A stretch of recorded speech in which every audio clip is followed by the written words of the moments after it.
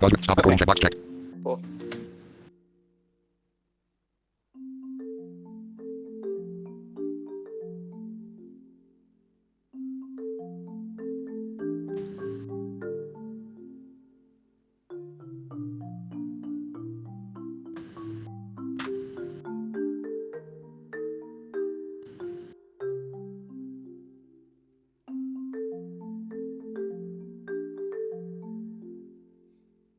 But don't give me more credit than I deserve. I don't know a lot. I just know like the basics.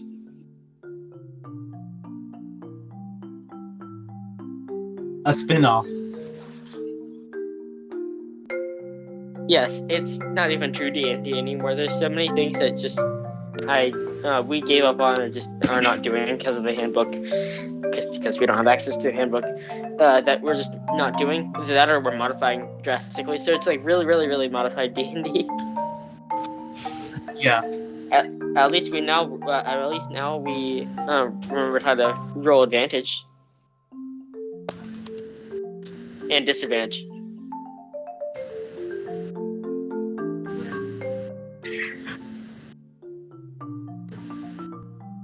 Technically, it's still the same campaign. That was just one adventure in the campaign.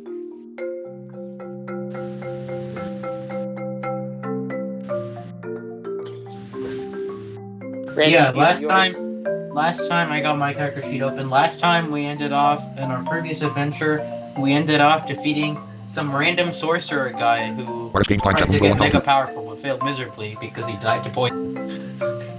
Yeah, because he wanted us to get the heart of the forest. It was an item that was in like a or something. Dragon's bad enough again? I'm doing a recording. Are you gonna come get the ice cream? Later, I'm doing something right now. You want the ice cream now or later? Later. A bit later? Yeah. Late?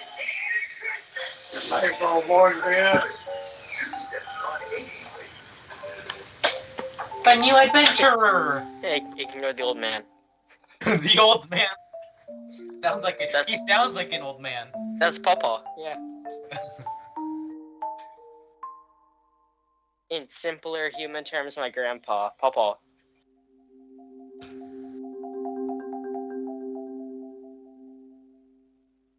What are you doing? He's doing Chris things.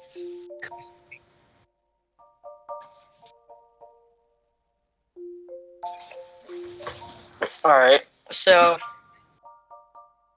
basically we created some characters. Actually, Randy, do you want to talk about your character?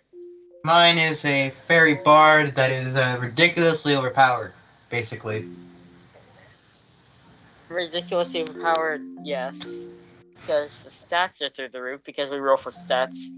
Basically, the way you roll for stats, in case you don't know, is you roll four 6-sided dice, and then you remove the lower of all of them, and then add up the remaining 3. And that's one of the stat numbers you can place anywhere in your 6 stats: strength, dexterity, constitution, intelligence, wisdom, and charisma. Yeah, I have 17 charisma because I'm broken and I got crazy luck. Yeah, bards need lots of charisma for performance checks, so they can, impress audiences and you want to tell them about their enemies. You want to tell them about my violin playing during the adventure? Because I found that really funny. Yeah, Randy's a violinist in this. Because that's the instrument he carries around. Sorry, my nose. Anyways, so when we were fighting the sorcerer, he kept performing really well and just entrancing the sorcerer with his magical music, and then he would perform really, really badly, and the sorcerer would just snap out of it and sometimes suffer internal brain damage from if it was bad enough. Oh my god, imagine getting brain damage because you play terribly. Yeah, it's just the awful screeching noises from the depths of hell itself.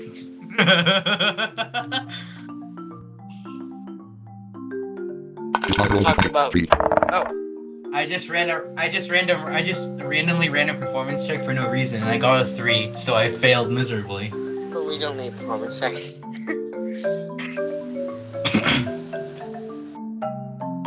I explained Randy's stuff. Yeah, I explained his character. I explained Randy's character, and then I explained what happened when we fought the sorcerer, and he kept performing really well, then really bad, then really well, then really bad. That's what I explained.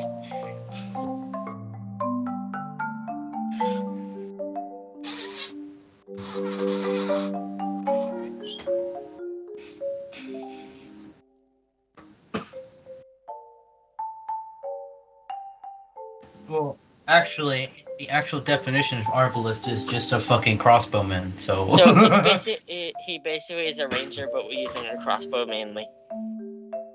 Yeah. Yeah, so do rangers usually. He has a tiny little baby fucking short sword, and then he has a rapier. It's so funny. He has a rapier and a weapon we created called a dagger sword, which is basically just a very, very, very short sword. It's about the size of like a knife, but it's like a wide sword style blade. So we call it the dagger sword. We got this from a drop from a, like, what was it, a goblin, a tree orc? It was a tree orc. It's a tree orc. A literal tree orc.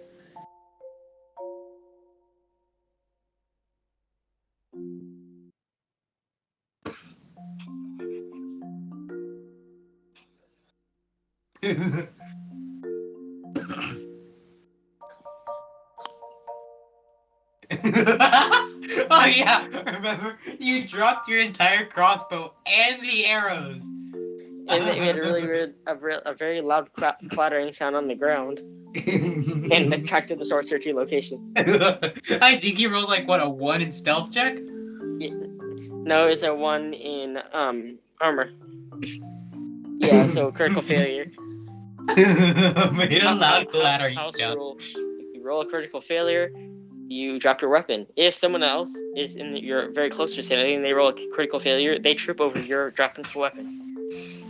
They trip over your fallen weapon. That's so funny. Imagine in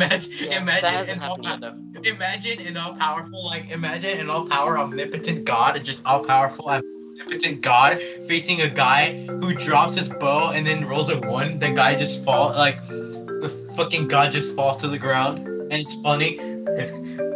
D&D allows for some really awkward and weird shit. It's great. It's great.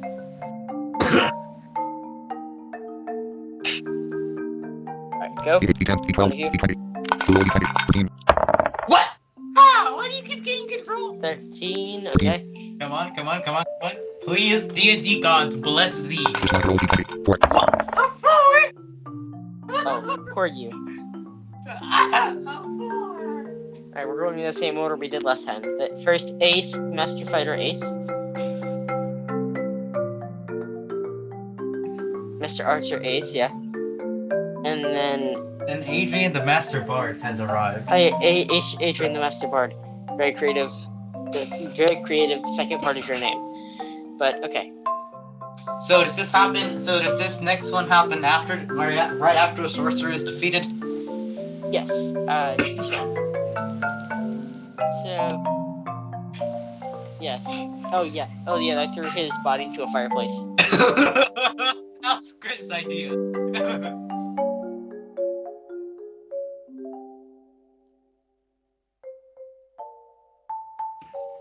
Alright, continue the narration. You know, it'd be nice though. What? D&D with sound effects. Like if I just had a library of sound effects, I could play sounds.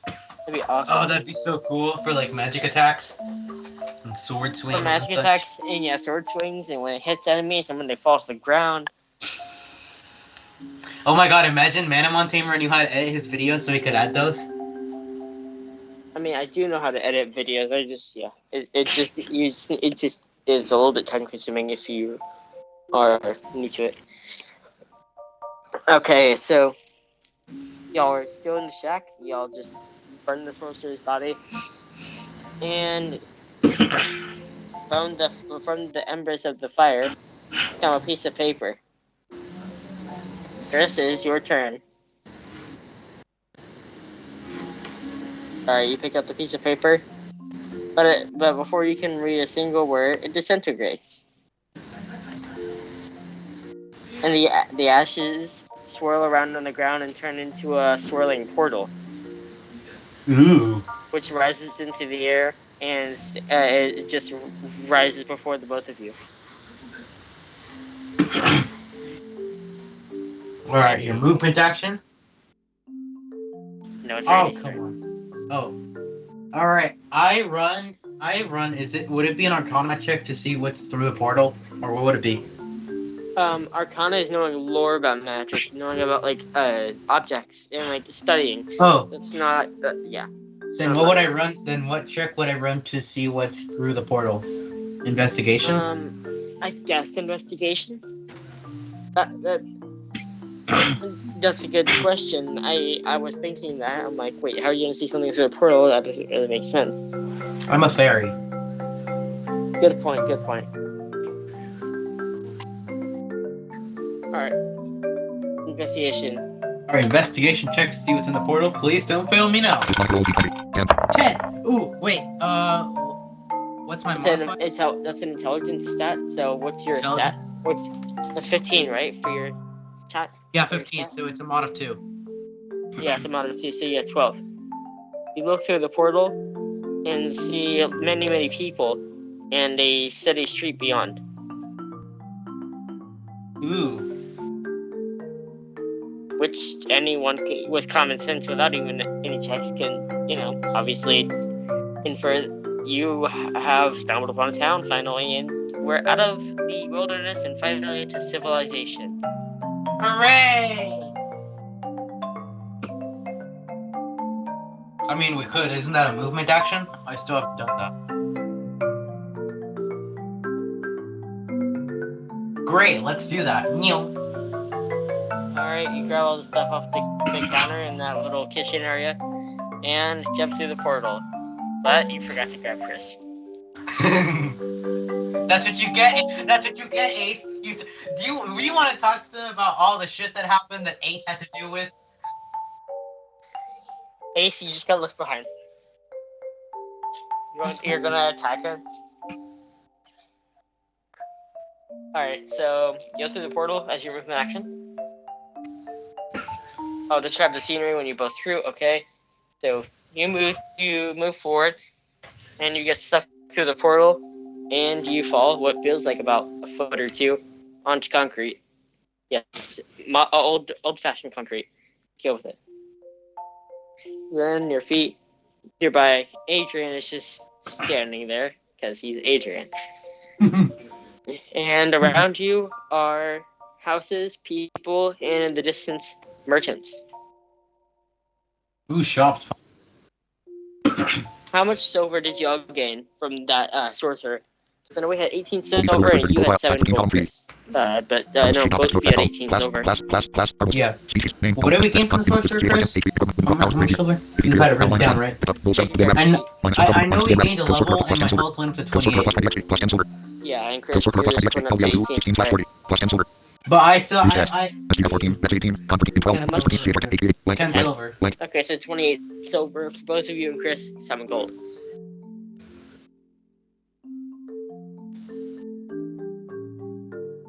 Do you want to give her anything gold, or Adrian? You're gonna keep it. Okay.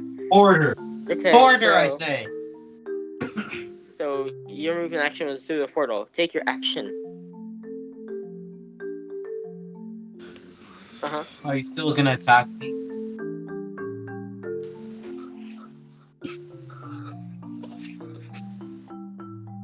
Oh god, you better not kill me. I'm watching you. Do you want to attack?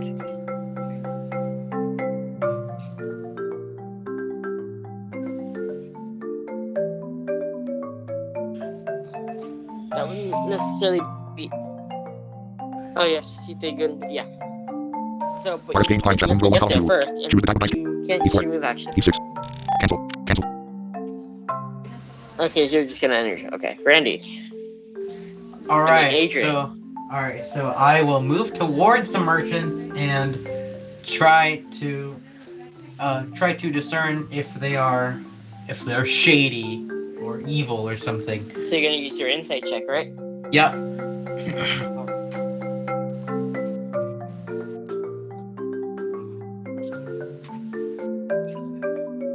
Yes, I did forget about you. Alright, I'm rolling my dice for insight check. Let's do a wisdom, Five. by the way. 5? Ooh. No, I only have a 2 mod of wisdom. That's 7. No, I failed.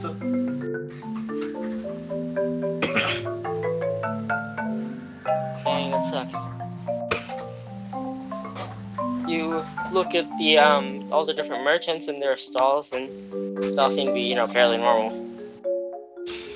Nothing special. Alright.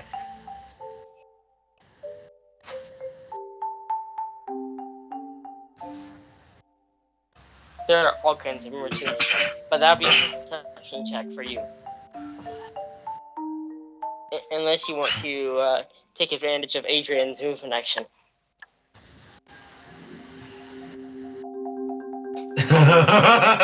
Need to buy better armor. I can't buy better armor unless there's better light armor. Okay, so perception. The merchants plural, so you're gonna look actually around. So yeah, that's not investigation. You're right. Okay, so yay. Okay. So you look around. One merchant seems to be selling very small daggers and knives and some rapiers like you have. Some merchants are selling swords and axes and hammers. Some are selling heavy chainmail and plate armor. Some are selling some leather armor and some cloth armor and like tunics, loincloths, etc. There are some merchants that have some the more medium armors like breastplates and stuff like that. And there's merchants that have food, merchants that have clothing for like everyday wear. Merchants that have all kinds of things.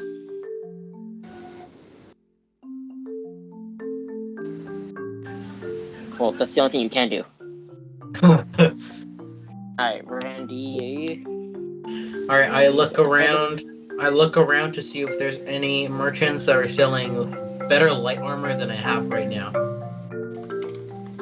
Roll for perception. Yes! Big! 20! Yes. Awesome. You see the light armor merchant who has some leather armor and also has some cloth armor in his inventory. You can see behind him.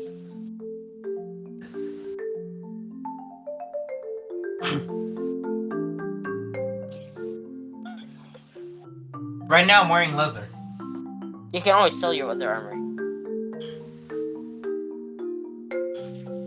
And since I don't have a price for that, we're going to roll for gold and how much, or roll for silver/gold and how much.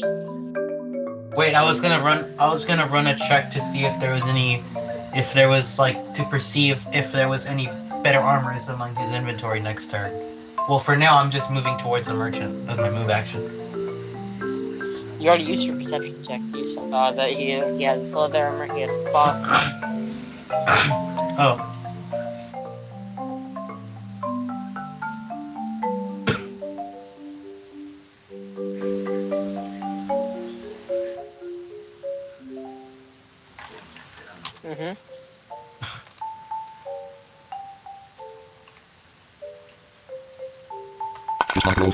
I can't roll because my game is... Huh?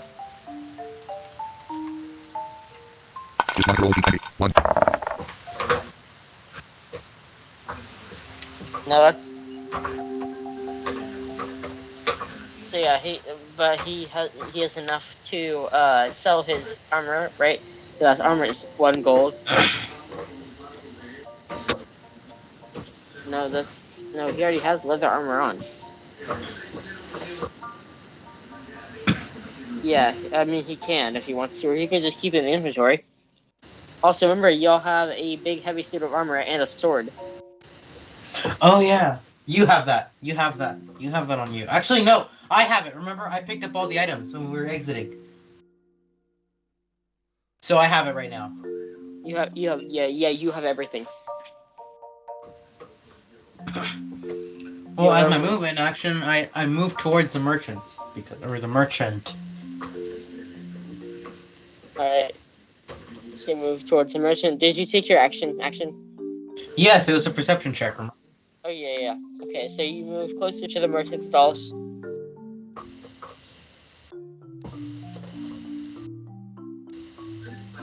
Alright, and Okay, I am my turn. Next turn.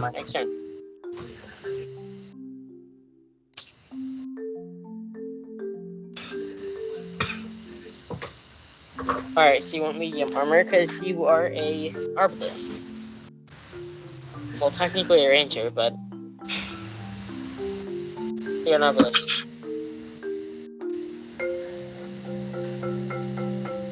So what do you want to do?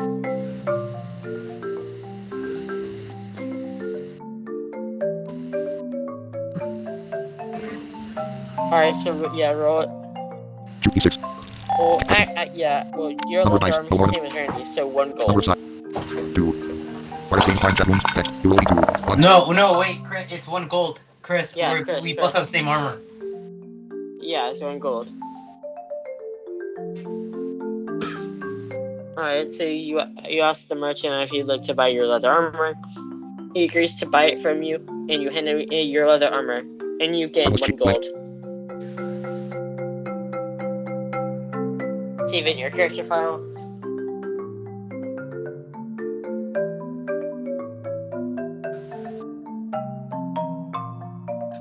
What is being behind? Wait, Alright. Isn't that your movement action? Or no, you already... Oh, wait, no, you No, he already took his move action. Yeah, but what about his action? Didn't he take his action by selling his armor? I mean, technically, yes. So, technically, it's your turn, Randy. Adrian. Alright, so... before anything, so I already know what he's selling. But before anything, I try to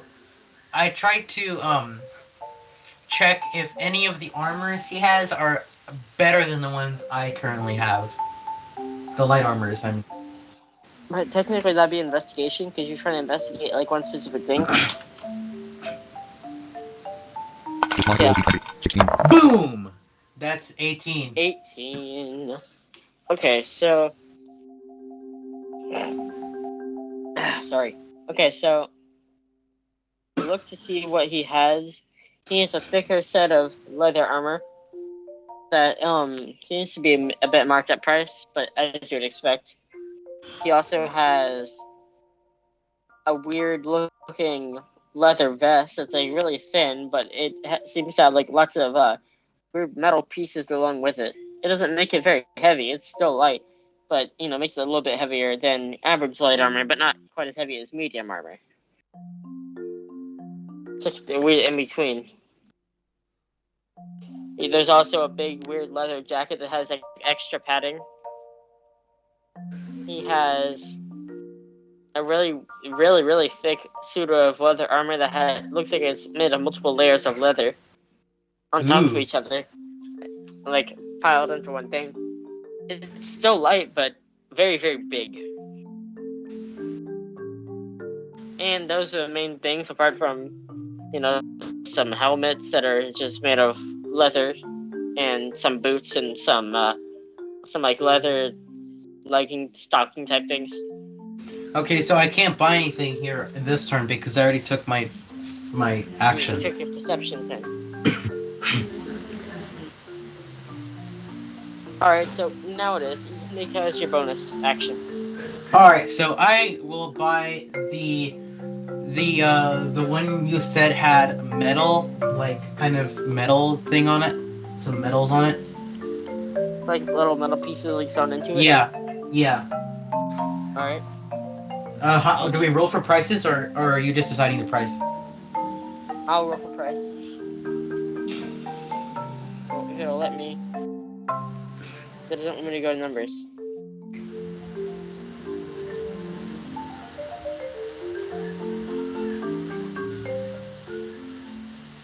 Now it will. Okay, so yeah, 1d2. 16. Wait, why isn't it working? 16. Logan Strickland rolls rolled 2. two. Winning 2. No, you rolled 2. That doesn't count. That doesn't count. They were both 2, weren't they? Yeah, It does not. It's just gold. Yes, yeah, because it was an accident. It's just gold.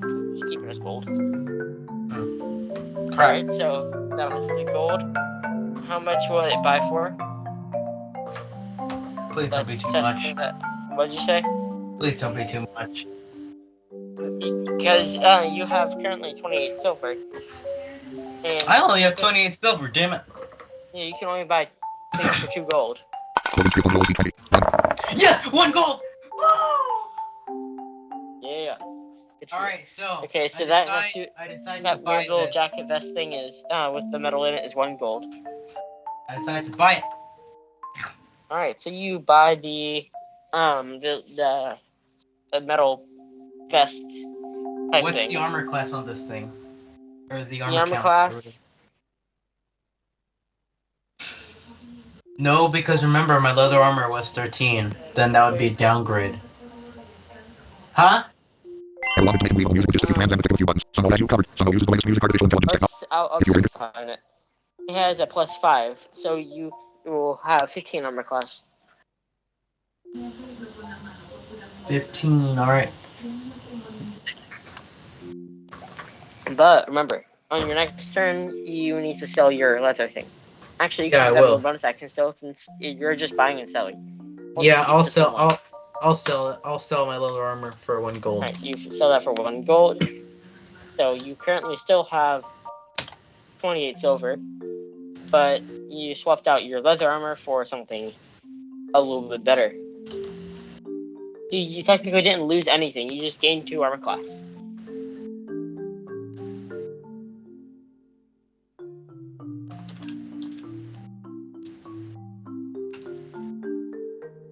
Choose the type. D6. Cancel. Custom. D20. Alright, so Custom. you want to see what he has? Number of dice. No more than 20. Number of sides.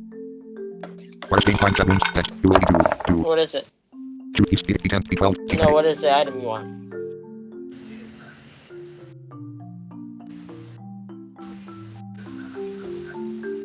Yeah. You roll D20. 14. 14 gold! D10. D12. D20. You roll D20. 17.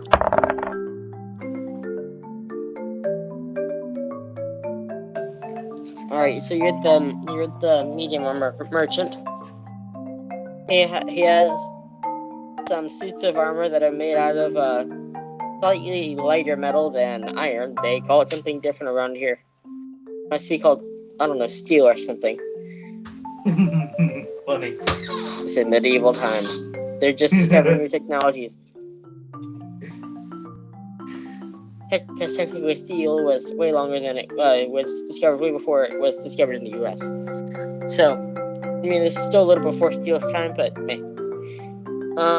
So yeah, there's like a weird, very light-ish metal armor set. That's like for your chest and arms and stuff. There's like a big metal helmet. Not as heavy as a knight's helmet, but still made of metal.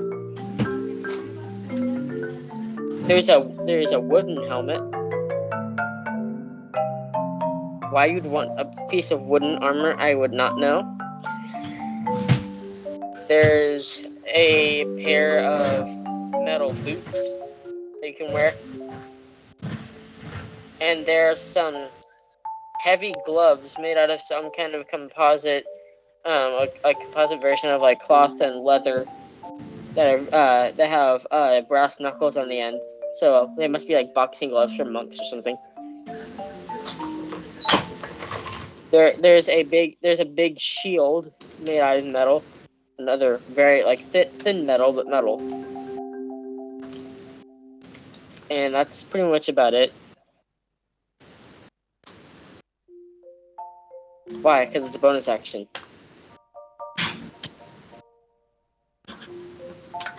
You don't have enough gold. You don't have enough gold. Alright, so that's a charisma check. Choose D20. You don't have very much charisma. No, you failed miserably. You probably just increased the prices. He says he would increase or decrease the prices for you, but he doesn't feel like it at the moment. In fact, since you're trying to be such a persuasive customer and not doing a very good job of it, and all right, since you're trying to be such a persuasive customer and not being very good at it, he's going to increase the prices by 1 gold. Logan Strickland rolls D4. D4. Increased by 1 gold. All right. So it's my turn. So I decide to help out Ace because I can see the murderous look he gives me when I forget him. So I decide to the murderous look. So I decide to help out Ace by trying to. What did you want to buy? I forgot. The steel one. The first one that was like a chest / arms / like your back. Basically, just it looks like an armor shirt. You have closed the room. All right. So as I was saying, I tried to convince the merchant myself with my excellent violin playing that totally won't fail miserably. Try to entrance him into lowering his price. Remember, you're an elf, so you have +1 on something. And +2 on Dex, not charisma. Never mind. Okay, so me. So yeah, did you hear what I said? So for performance check. Because remember, I'm trying to entrance the merchant into. You don't want to do a persuasion check or intimidation? I'll just do persuasion because I'm beautiful. Well, handsome is a word actually. No, you're a girl. That's no, I'm not. Yes, you are. Just because I'm a fairy doesn't automatically default me to a girl. It does not. A girl named Adrian. No. Alright, just my aunt's name is Adrian. It's a 9! No! My charisma mod is. Wait, didn't I increase it with the level up stat? Remember, I leveled up, or did I increase strength? So yeah, +4, so 10. So +4, it's 10. Oh! I've made it! I succeeded! You try to persuade the merchant to lower your prices for your adventuring friend / party member that you don't really consider your friend because of all the crap he's put you through. And he reluctantly agrees to decrease the price by 1 gold. It's back to original, boys. Alright. What are you gonna do it with your rapier or your dagger sword or your crossbow? But you're too close. Intimidation. I mean, technically you could use your crossbow, but your attacks would have disadvantage because it's hard to like shoot something at someone who's just standing 5 feet away. You're not 5 feet away, but like a foot away. Alright, so roll for him. 11! Oh, nice.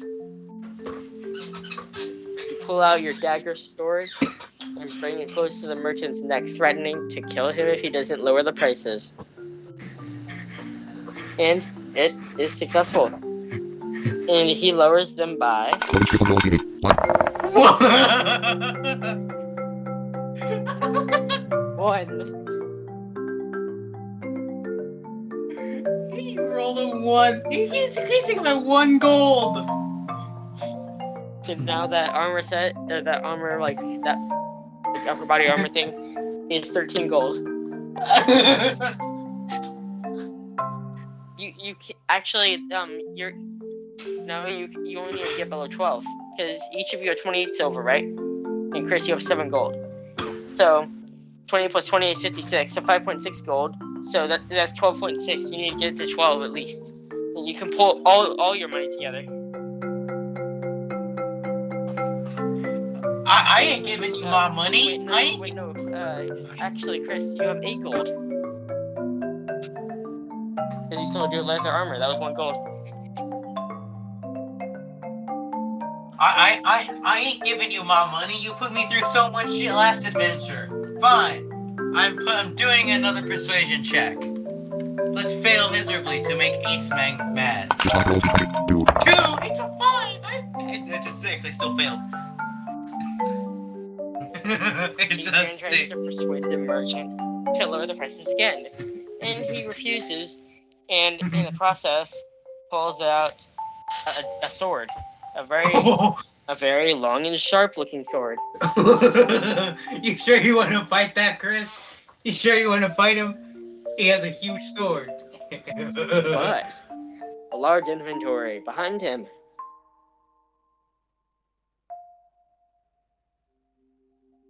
So Wait, it wouldn't be a good idea to rob him. You're in broad daylight. The guards can come in here at any moment, you idiot. What guards? City guards. City guards. Because every city has guards. We don't know what city we're in or where we are, so we're just in a town or in a city. We don't know if there are guards. There could be. There always could be. I mean, you could always take that precaution. You're robbing him? So do you want to fight him? Alright, as for his armor. Logan Strickland roll D20. 18. 18 armor? Oh, you're so screwed. He's wearing some good armor. Well, he is an armor merchant. True. And his Logan health. Strickland roll D20. 10. 10 health.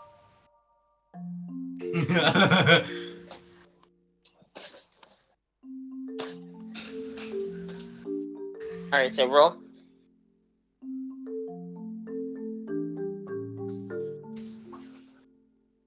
D12, D20, D6, D20. You roll D20. 14. Oh, big! So you again try to wait. Intimidation or persuasion? Intimidation. You raise your dagger sword higher and bring it close to the merchant's neck again, threatening to for real kill him this time if he doesn't lower the prices in a proper way this time.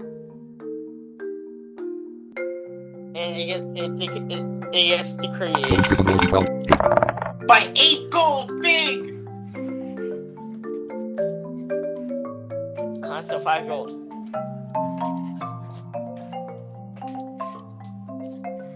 But that, yeah. Alright, so Thank him kindly.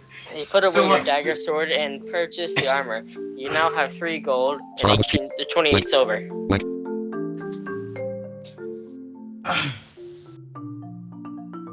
And you thank him kindly for his service, and he just scowls at you. How much armor class does that give him? Just do it. Steel armor vest. Three. How about that? It's steel armor vest. You can just call it steel armor vest. Or steel vest or something. Steel vest, yeah. I named mine metal leather vest. That's what I named mine. That's what I was thinking actually. That'll look See you, good, Vesper. yeah. Like Fulgur's jacket from Timecraft.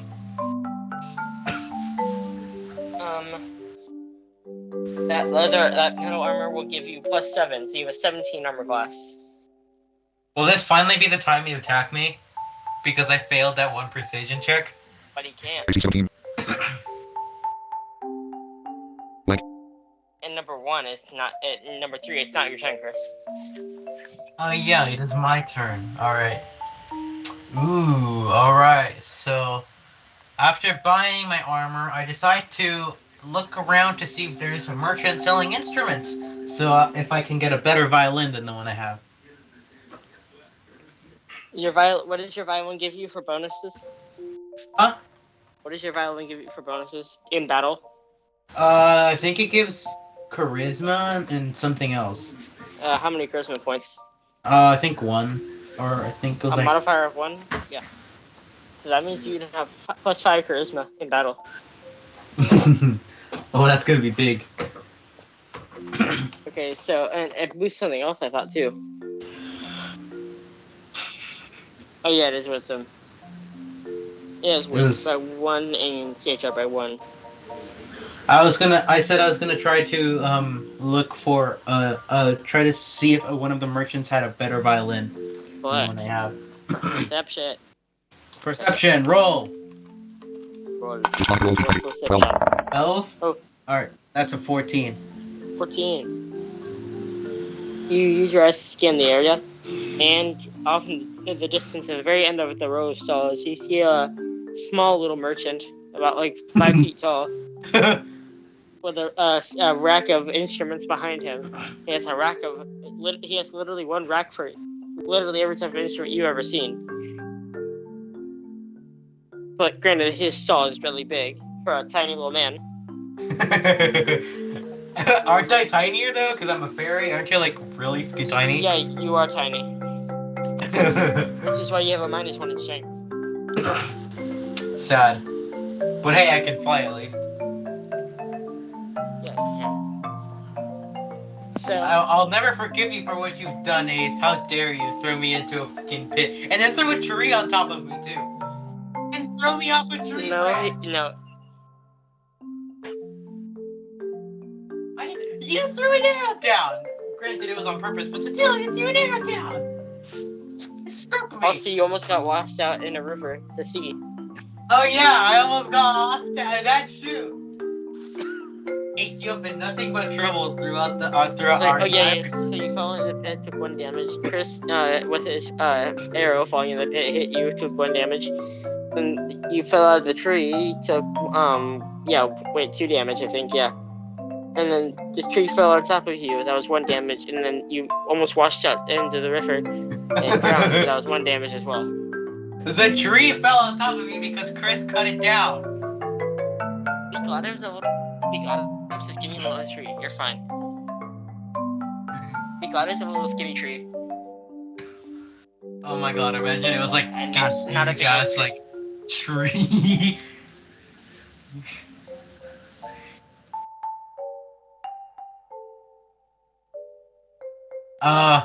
Can I do that? No, right? I mean, you should be able to.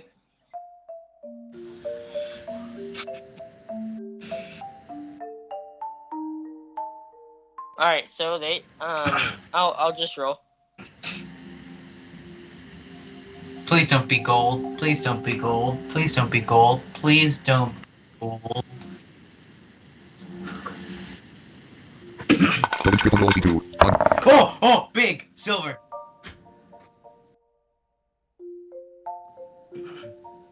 I almost rolled a d12, oops. Logan Strickland roll d20. 14. 14 silver. 14 silver. Uh-huh. It Does does. a violin all about this? If I buy a violin, does it already come with a bow, or is it a separate purchase? No, it comes as one. Just like you see in stores, a violin just doesn't come with just a violin. Imagine you have to buy the bow separately. You can always just pluck the strings.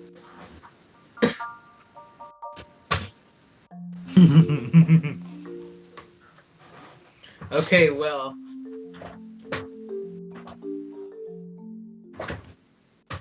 I can't run anything. It's the end of turn, remember? I mean, I would check for if there are any better violins than the one I have. Remember, I just looked at the stall and what he had.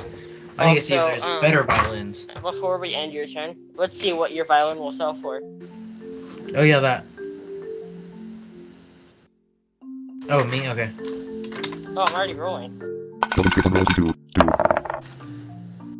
2. Gold. Ooh. Logan Strickland roll d20. 14. How much was it? That's 14. 14 gold, man. And you're buying your new one for 14 silver. Oh god, I feel like this is gonna go terribly because I feel like if I buy something, it's gonna be worse than the one I have. Well, you get to check what products he has, and so you get to make that judgment. Just not roll d2. 1. I didn't mean to do that. I had to because I couldn't get out of the screen.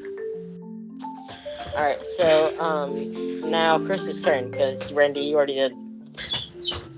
I mean, Ace's turn.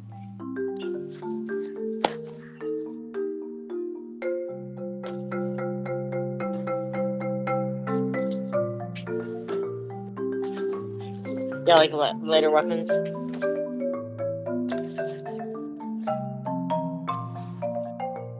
Yeah, I just forgot to mention it. Light weapon merchant, heavy weapon merchant, ranged weapon merchant.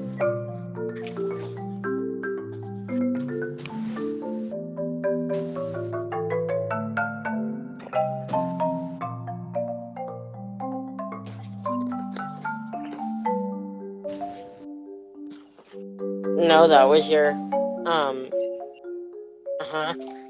your rapier.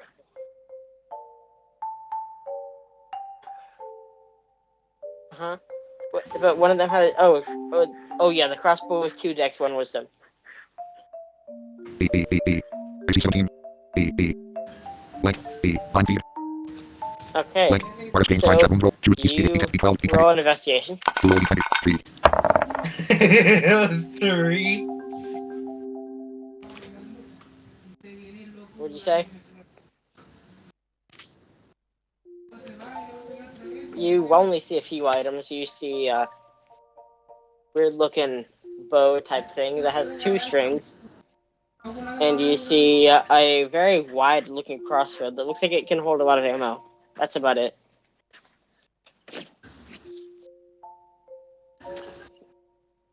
Just a bunch of other unnecessary junk you just think is useless because your investigation skills aren't that good. So you think the rest of it. Aces. Choose the D6. Custom. Number of dice. No more than. Are you gonna sell your Artist gains crossbow? Got it. Artist gains 5 chat wounds. Text. You roll D2. 1. Silver. Choose D6. Oh. Cancel custom. Delete the D6. D20. You roll D20. 4. Logan Strickland rolls D20. 14. 14 silver.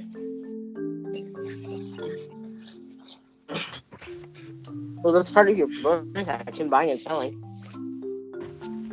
Randy should have took advantage of that because he's slow. But that'll happen next turn. That's why he wants to end his turn.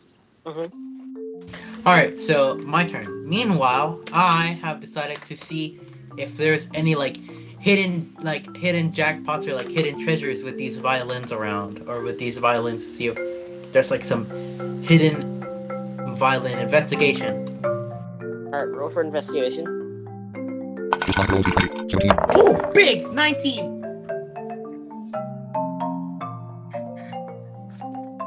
Alright, you roll a 19 for investigation. Okay.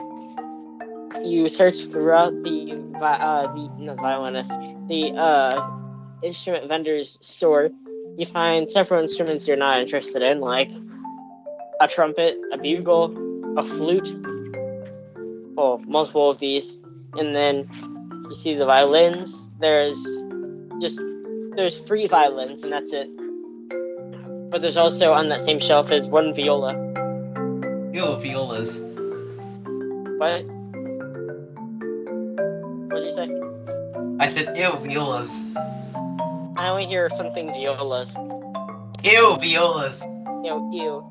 So the 3 Ew, violins violas. you see, 1 is made of wood, like the gold one, except for a little bit shinier, because you've been using that violin for a very, very long time. And then there's also 1 that has a weird looking carving on it that's shaped like a weird forest animal. It looks like a cross between a bunny and a squirrel. What the hell? It's just a carving on the body of the violin. And there's another violin that has gold plating on the strings. But it's also just made of regular wood. Gold plating on the string. Could you even play that? Physically, yes, you can play a gold-plated string violin. I've never heard of any such thing existing, but you can play one. It is possible. Ooh. What stats would this give? Would I have to run an investigation check for that? Which one? Which one? The regular one? The gold-plated string violin. Let's come up with so charisma plus 1 modifier. And intelligence plus 1 modifier. You think with gold plating it would give more charisma? I said 2, didn't I? No, you said one modifier. You said charisma one modifier. Oops, I meant two. Yeah, I was Okay, thinking two. I guess it's well, one. apparently, since the merchant is selling all these things for 14 silver, apparently he did not realize he had a gold-plated string violin, so I buy that for 14 silver. And yeah, You don't like any of the others? no, I'll just take the gold-plated, the gold, Oh, I was gold-plated gonna tell you string the violin. plan I had for the other one. Okay, so you buy that for 14 silver. What was the plan you had for the other one? You'll see. Oh, Buy- did buy I it. did I miss How out? much silver? How much silver do you have? I have 28. Okay, so now you have 14 silver. Did I miss out on a crazy overpowered violin? Well, not necessarily. My plan was that if you had decided to examine your violin properly and do like an arcana check, you would discover that it can summon animals to you in battle. Oh, the one with the carving? Oh, neat. Yeah. Yeah, I should have done that because I felt like something was gonna be Late now. suspicious about it. Oh well, too bad. But who knows? Maybe the wooden one has something special about it too, or maybe the gold-plated one does too. Oh yeah, maybe they all have something special about it because maybe they all have something special about it because remember I rolled really high investigation, so I could have stumbled upon some crazy fucking violins that I didn't even know about, or the merchant didn't even know about.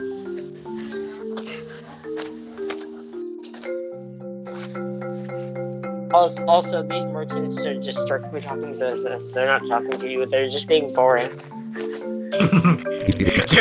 They're just standing there. You rolled a 8. Alright, so what, Chris? Well, I don't know because the RS window kicked me out.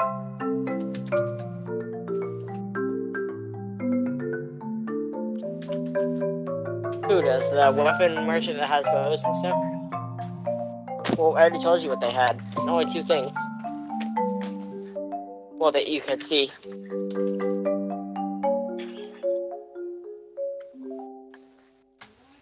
So the weird looking bow with two strings on it, or the crossbow that is like really wide.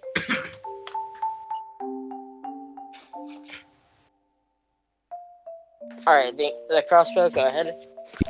Alright, so I can just come up with 7 so you don't need to use investigate. Wait, well, you would have succeeded anyway. I was about to say, you don't really need to. I can just make up properties. Okay, so for this crossbow, it has Dex +2, Wisdom +2.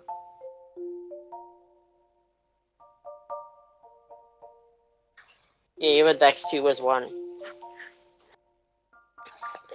Increases Wisdom modifier again by 2.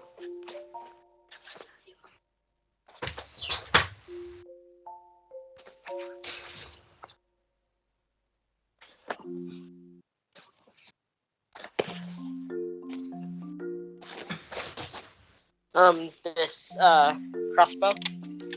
Didn't we already roll for that?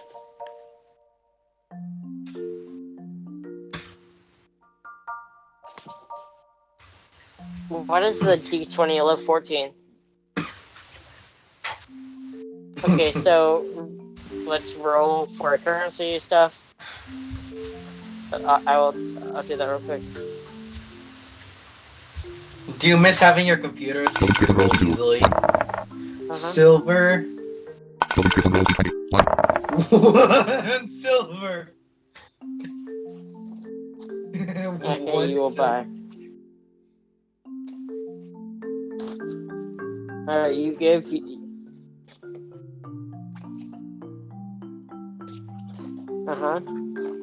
But there's only one more problem. You have 17 arrows. 18, actually. How are you going to get by in the world with 18 arrows? True. You need more arrows, mate. It's empty, but you have your 18 stock of arrows. But, since I'm a nice TM, I'll just say if you've done an investigation check again on the thing, or if you've done it again when you had it in your possession, you would have seen it hold 7 arrows. That's something that's better. Maybe. Figure it out. Wait, isn't his intern? Or no, not Start yet. blank. It is, yes, but yeah, figure it out please later.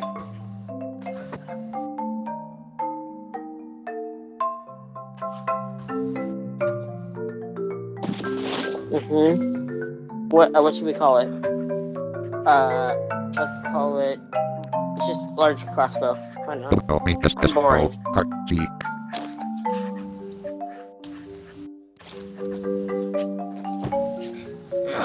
Dash. G. -1 silver gain new large crossbow. -1 silver gain new large crossbow. Alright, it Blank. shall be my turn. So, Blank. I decide to run an Arcana check to see if there's something magical about this gold-plated violin. So yeah, that's like magical lore, but like I said, like knowing things about like magical places, creatures, objects, stuff like that. Okay, So, well then I'll just... that will still help you because maybe you heard about it. You don't remember you've heard about it, but maybe you have heard about it. So it could help you. let's see. It may not help you. Please give me a good roll. Please Arcana check. Please don't fail me. Please don't fail me. Please don't fail me. Depends on what I decide and what the dice tell us. Please, please, please help me. Roll. 20! Crazy gamer! And plus you have 2 intelligence, but that doesn't increase it any. Craziest gamer in my life. Anyway, so you do an Arcana check. So you try to remember some stories about magical violins or otherwise enchanted or modified in any way violins, because you are a bard after all. And you remember that you've heard a story about one gold-plated violin ever being made. It is a rarity, and no one has seen it for at least a century. And it has the power to not only boost your gold find in battle, but it also has the power to enchant any object that you play music at. So like it could be a person that you can enchant with your music, and especially if it's a party member, you can have them have extra abilities and more stats and better stuff. So basically buffs the other people around you and other things. If you need to enchant an object to like do something specific, you can just think about it and play a tune on your violin. Oh my god, I just got an AoE legendary violin buff. Crazy. So that is your violin, and it only cost you 14 silver. Imagine if that merchant knew the value he just sold something for. But he would be so not angry. Very wise. I guess it's wisdom's like 4. He's like 1 wisdom. Yeah. Not a very wise man. Alright, well, that's my turn. I just move over to Adrian. Not Adrian. I move over to Ace and just start. I just move over to our Aces. With my purchase complete. Okay, By the way, what? I did sell my old violin. Let's put that up there. How much was it? Oh. It was 14 gold. Remember that? It's 14. Are you guys keeping your currency updated?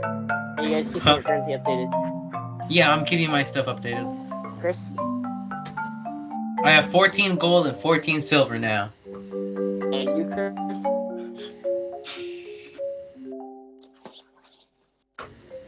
That's where you should be keeping track of your character sheet. Your gender is currently. Female. Male. Your gender is star list sheet text notes blank. It is now Chris's turn. Chris's turn.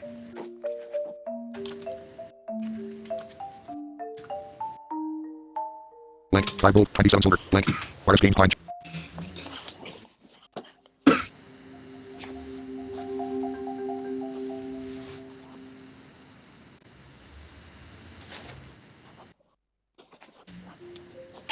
Alright, so we're in the investigation check. 5. Oh, fuck! Oh, plus 6, yeah. You're such a failure. You look around and you see something that's fallen behind a rack, but you can't see what it is. You also see up on a high shelf, there's another weird-looking object shaped like some kind of bow thing. It has a string on it, but it's not shaped like a bow or crossbow.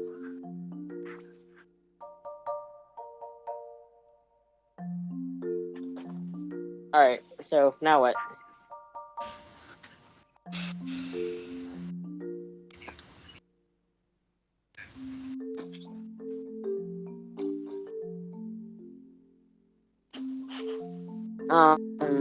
This is not a bonus action situation. So Randy, Adrian. I will decide to leave because I'm done with my purchases. I will simply flit away. Using your move action. I You will fly flit away into the distance of the city. ¡Eh! ¡Cálmate, cabrón! Mm, ¿Cómo me hiciste? okay. ¿Cómo me hiciste? Mm. My mama's here.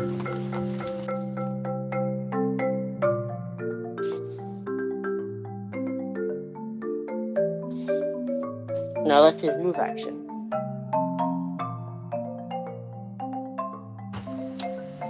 That was my mom. Just being my mom. That's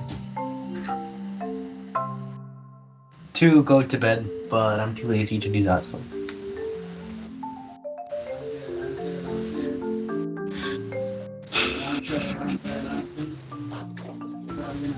Alright, so Randy, what do you have to do for your action, if anything?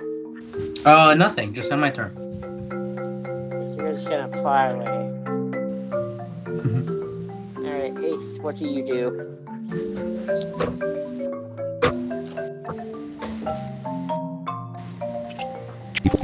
E12, E20. Alright, so try to persuade him. Ooh. Yep, okay, so you ask the merchant if he can give you some arrows and try to persuade him because he doesn't seem to have any readily, like, right on the shelves. And he says he might have some around.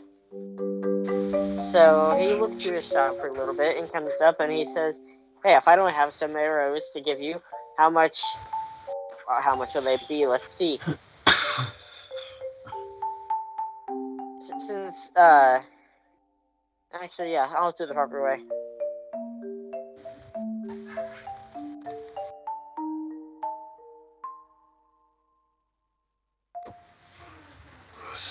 It's crazy. And it won't. No, it will. Okay. Okay, there we go. Roll the D2. Logan Strickland rolls D2. 2. And how? Logan Strickland rolls D20. 16. 60 gold. He wants you to buy a stack of 45 arrows for 16 gold. Hey, buddy. Hey, you buddy. Can't do that. That's what you can do for now. Adrian. I randomly decide to fly back to Ace because I'm just kind of going in circles right now. Okay, So so I fly back back to Ace. you fly back to Ace and see that he is trying to haggle with the merchant for some arrows. I decide And to you try know to that persuade the merchant. And you know that you're a better people person than this guy over here, so you decide to persuade. Persuade. Alright, time to roll. I have a 4 Persuasion. charisma modifier. It's crazy. Why 4? Oh yeah. Yeah. The old stab on it. Just not roll D20. 6. 10. Just made it. What? It's 10. I passed. I made it. You ask the merchant if he can lower the price of that Of the arrows. Of those arrows for your friend. Even though he's not your friend, you're gonna convince the merchant anyway. And he says, sure, fine. Why not?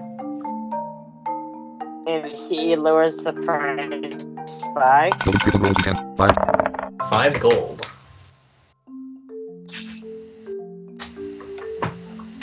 Are you gonna try your intimidation tactic again?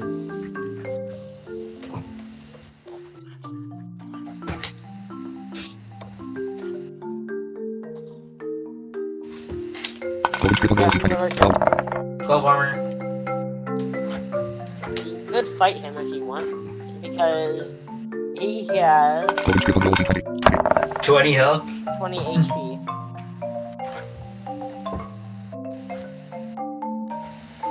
If you wanted to.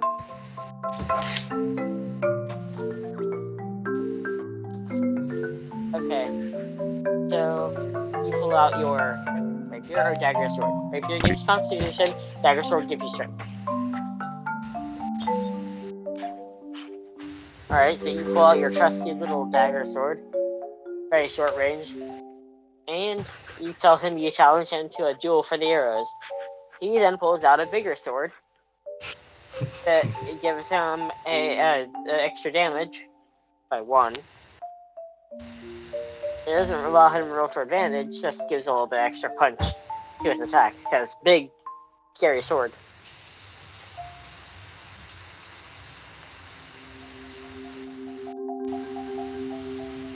Alright, so, now that you've drawn your weapon, you can attack him. So roll for armor if you want. Or you can chicken out and disengage. Your action was challenging to a battle. You can't take your action, remember? Yeah, he's technically correct. It's to pull out your weapon. Should be movement. In real D&D it's not, but it can be here.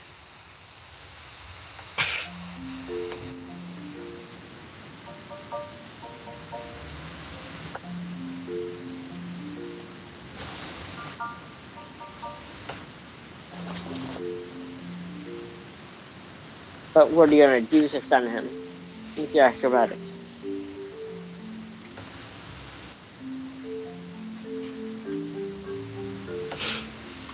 Very quickly. How is that going to stun him? It's just wishing by his ear or his head.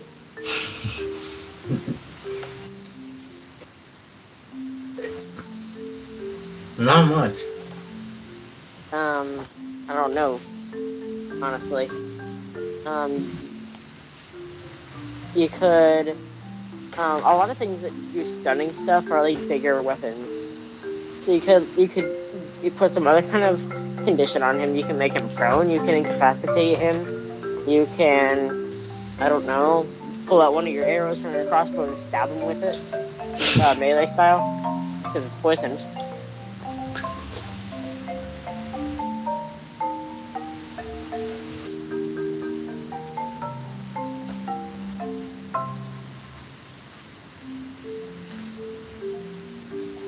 Alright, so you use your dagger sword to stab him. Let's see if you break through his defenses.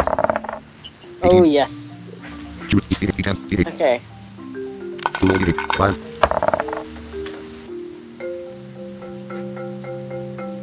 Wait, because this gives you +1 dex modifier. Yeah, +5 dex. Holy crap, man.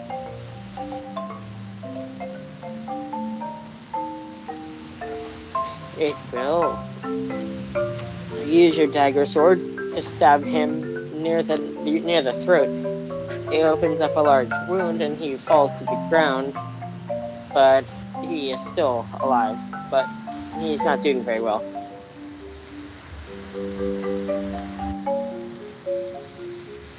You have to get him down to 0 HP, but don't kill him. He'll be unconscious, but he'll be able to still do death saving throws to become, fully alive again. It's my turn. No, Randy does if he wants to.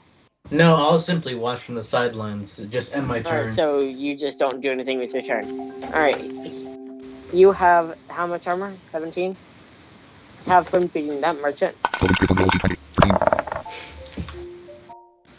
He tries to use his sword to hit you through your armor, but only clangs off the steel metal sound. The steel metal armor, but it makes a cool sound. Which also attracts a merchant from next door. He looks over and sees the two of you dueling and wonders why the hell two random people are just dueling right there in the middle of the nowhere, right in the middle of the stall. Wait. What did you say? I had my headphones were glitching out a little. What had you said? So the merchant wonders why the hell two people are just dueling right in front of a merchant stall. The nearby merchant. Some Alright, other so- random merchant. Yeah, it's the merchant next door. Because the merchant tried to hit Chris with the sword and made a loud clang sound, and the merchant heard it next door and wondered why two people were dueling in front of a merchant stall. And then he sees the pile of arrows in the counter, and he's like, "Oh, that's why."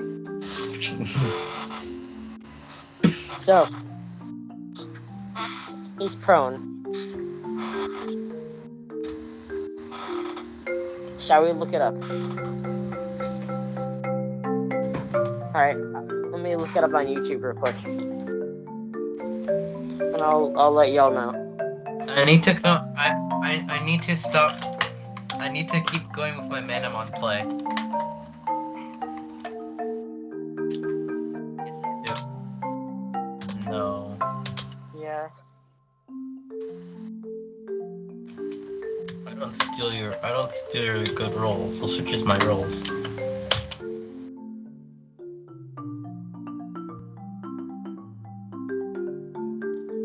What?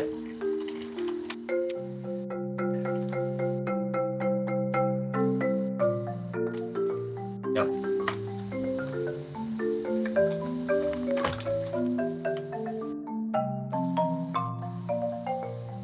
I'm trying to find it. Or Origin capture in hallway. That's so funny. Will that help you?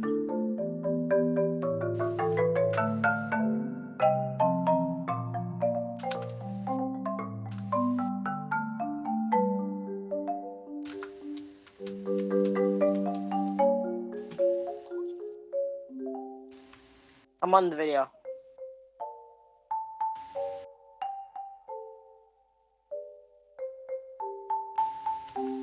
Are you there, Chris?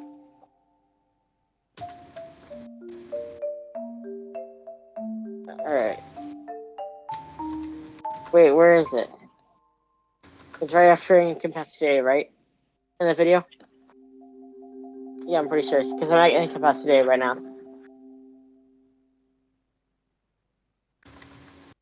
Okay. Prone.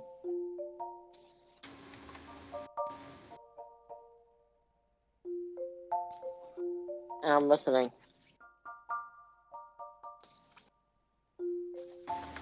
The only movement option is by crawling. That's one thing. He can end it by standing up. Standing utilizes your half your movement speed.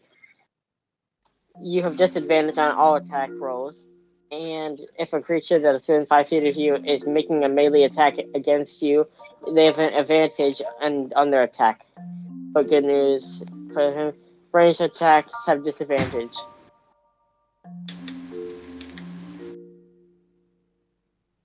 So you have advantage, but he has disadvantage on you.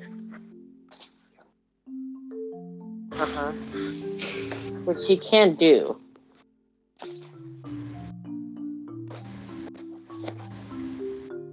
Alright, so the guard decides to try to kill this stupid customer no matter what, so he's too stupid to stand up. So, but what he does try to do is attack you. When you complete your turn, dingus. When you complete your turn, I said. So roll. If he decides to attack you when you get a chance 14. before you beat him to death. 2, D6, D12, D20. D6, D20. Below D20, 19. Alright, 2, so D6, D8, D10, you D8. break through his armor. Below D8, 2.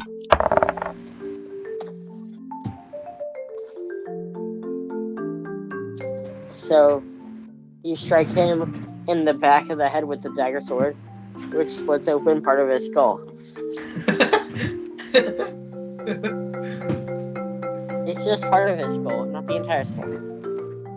So he's barely conscious and just hanging on to life.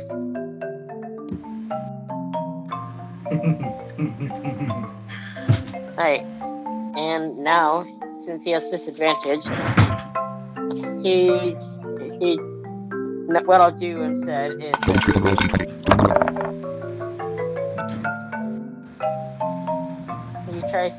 he tries to hit you with his long sword, but he's too tired to reach up and grab it because the back of his head has been split by a dagger sword, and he is currently laying on the ground.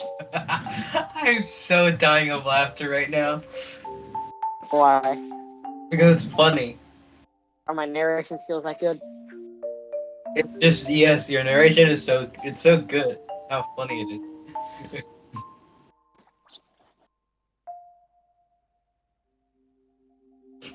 They're so funny.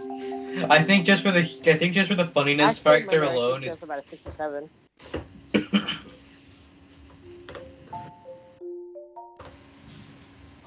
Yeah, it is your turn because he did not hit you, and you still have all your health.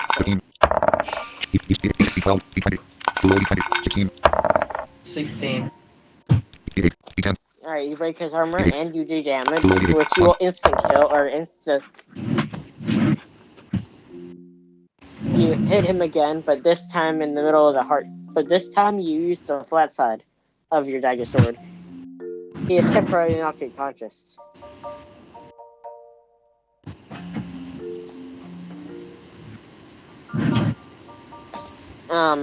At 15.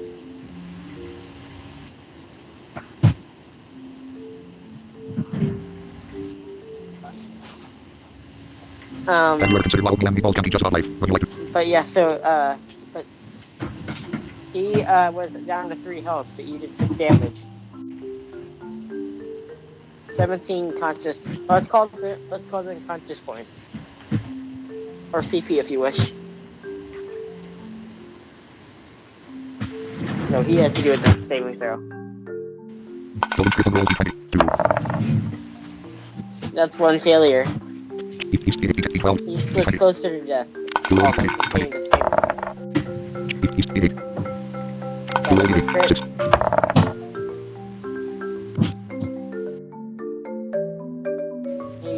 He took 11 damage. You hit him again with the dagger sword, but this time it cuts to one of the sleeves of his armor and pierces him on the arm.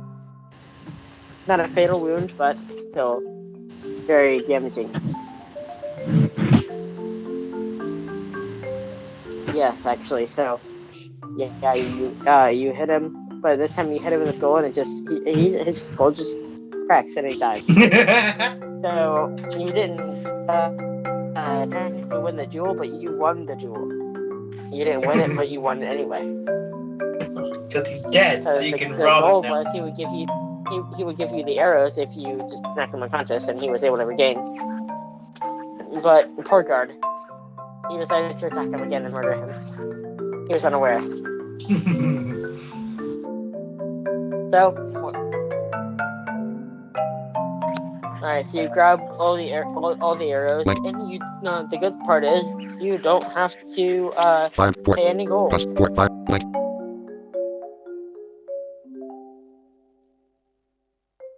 So total of 63. You have 18. You have 18. Because 1 fell into that pit, right in the gut, and 1 is somewhere in that house with the sorcerer.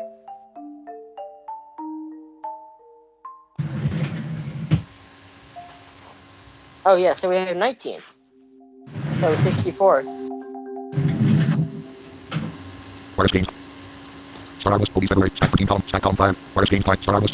There's 64 total arrows. That should actually I want to get back to my Manamon playthrough. And now it is.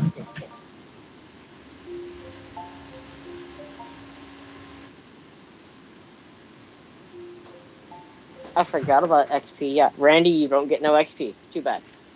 A shame. How much XP did you gain last time, Chris? Yeah, because I only gained 6 from the tree orc.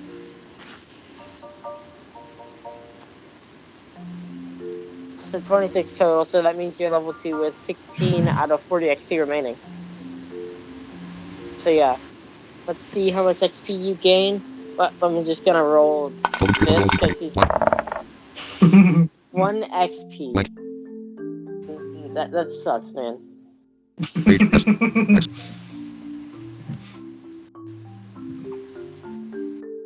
Unlock off. HPS $2 window. Unlock them.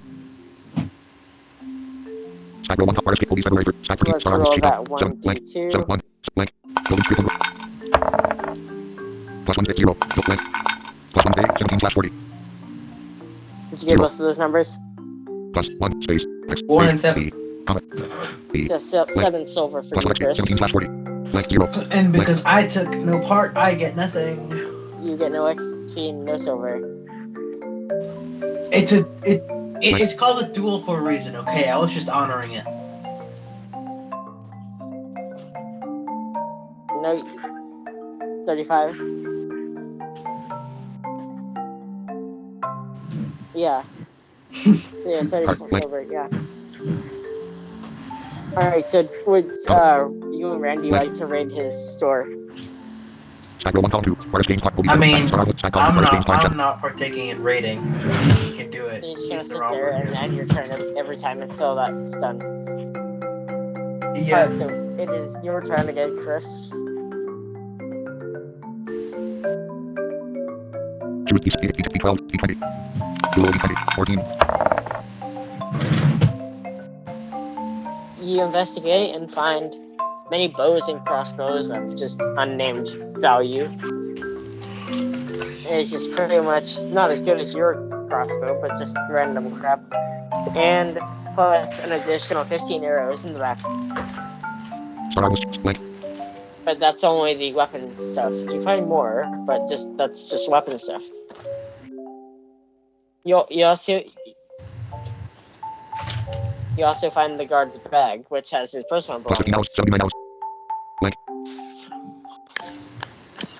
Figure it out. Artist gains climb check room. Roll. Choose the type So roll for, D20. actually, yeah, because it is still your turn, because Randy's not. Dual D20, 14.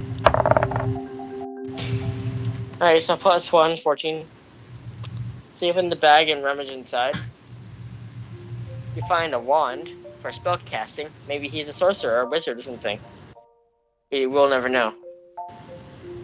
And at the bottom is 8 silver and 24 gold.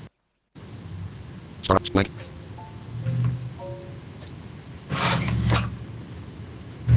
And 42 silver. You're rich. Comment. Artist gains climb check room. Roll 1.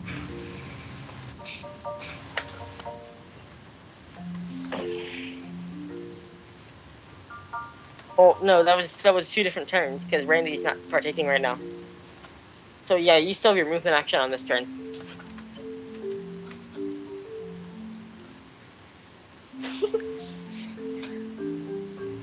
Since you found lots of weapons, we're just gonna give a face value for everything. So you walk over to the merchant next door. He sells heavy armor. You can't buy any, but you can sell stuff. Well, alright, you sell everything. You give all the crossbows and bows to the merchant, plus the wand.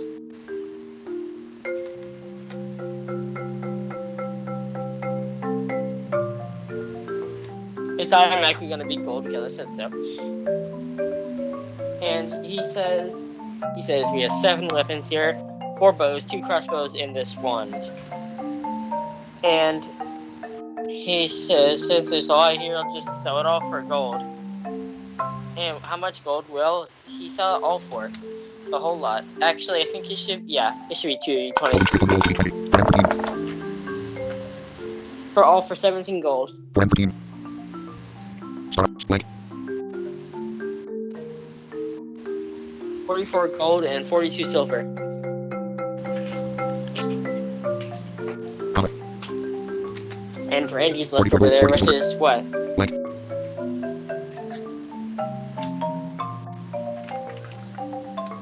Yeah. Oh, you Damn it. over here. 44 gold and 42 silver because Randy decided not to partake in the battle or the raiding.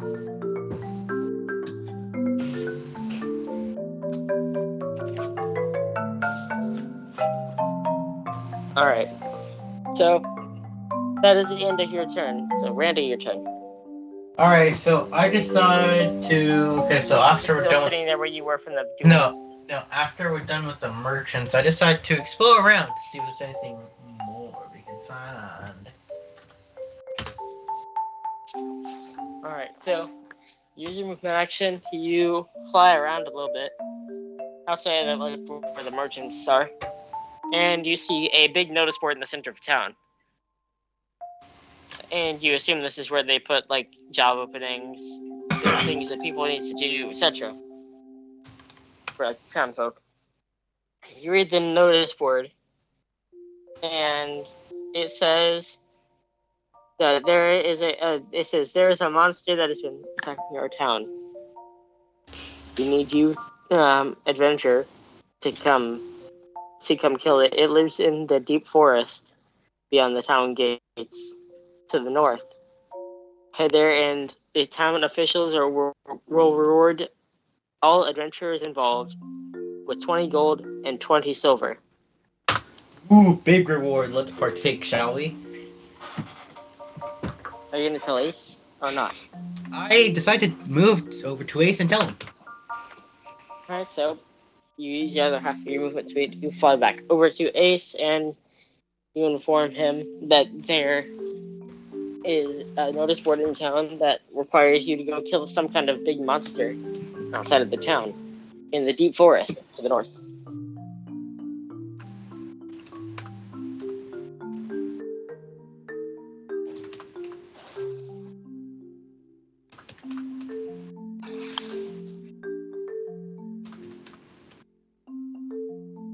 So you completely load your crossbow with 7 arrows. You have 72 in your arsenal. 72 in your inventory, but 79 79 total. 7 in the crossbow. Artist game climb chat room I almost roll said 79 in the crossbow.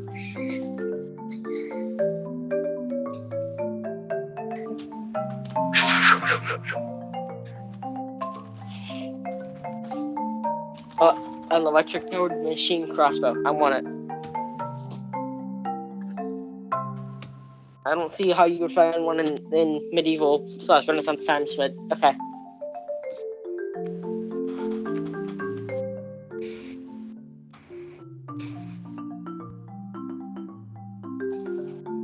Alright, so you grab Brandy to his protest because he's a small fairy. And you all go north and walk towards the big metal gate leading out of town. It's not locked, stupid people of the town, but you go through it, and literally immediately after are on a dirt path, and right ahead of you is the dense, deep forest of hell. Hell? Oh, what? Why hell? Is the final boss the devil? Let's call it Nightwood Forest. Nightwood. I just made it up on the fly. What was the rainforest's name? Just the rainforest? It just didn't have a name. It was just the rainforest. This one is called Nightwood Forest. Yes.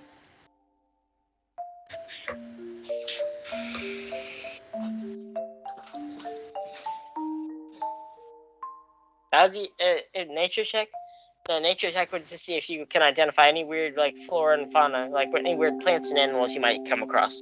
That would fall under survival check. Is what you want. D12, D20. Below D20. 7. You failed. You search around for things you can use to survive, i.e., shelter, food, etc., water, And the only thing you really see is some berries on a bush nearby. Suspicious.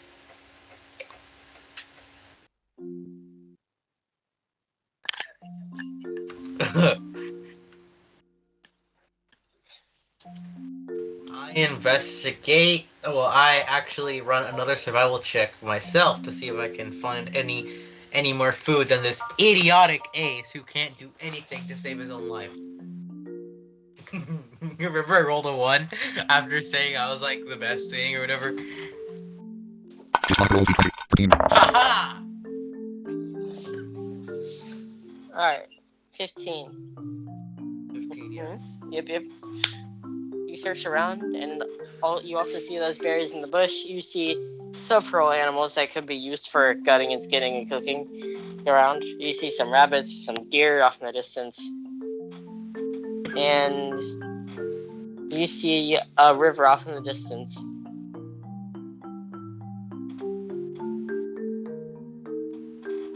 Alright, I decide to fly over towards one of the deers, hoping it doesn't notice me. Just flying over. Okay, yeah, you want to make a stealth. I'll go check that. It's high, no doubt. 14. Yeah. Make your stealth check. Stealth check, please, stealth check. Disconnect roll D20. 10. 12, okay. I rolled a 10, that's You plus fly 2. behind that deer, sneakily. We try to do it sneakily. And you succeed, and you're just hovering behind it.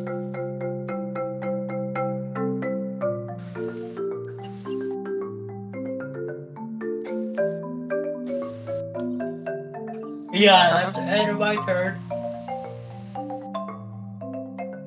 Oh wait, you moved to ace? You're moving to yourself?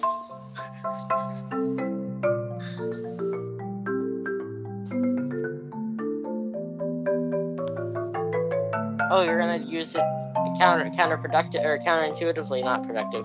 Counterintuitively, huh?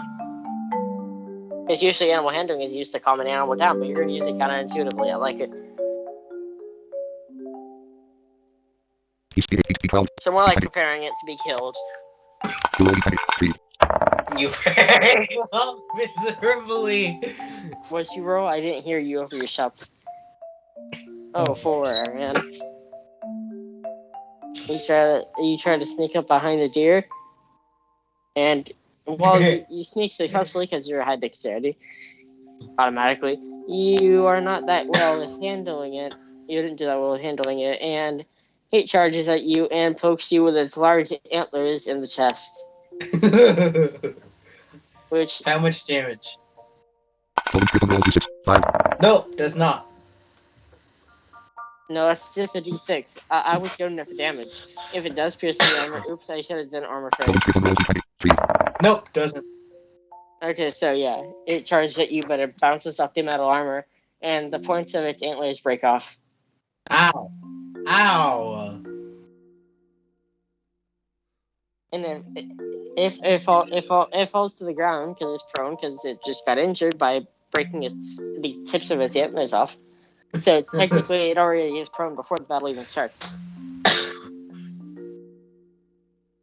Its armor is not that. Yeah, this. 9. Logan Strickland roll D20. 18. And that's its HP. 18 health, 9 armor. Alright. How does advantage work? You roll two d20s. Yeah, roll 2 d20s and take the higher. Alright, You can do d20s twice or 2 d20s. I prefer 2 d20s. 1 3. What? I didn't break through! I didn't even break through at all! What the hell? You try to break through the deer's very thin armor, which is just its coat. But your weak attempts to smack it with a violin doesn't do very much.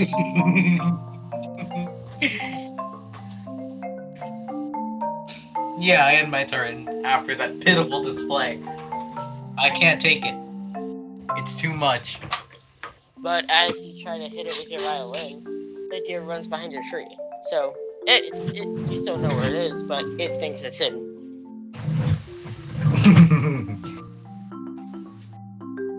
Because it stood up and used half of its movement speed to get behind a tree and half of its movement speed to stand up.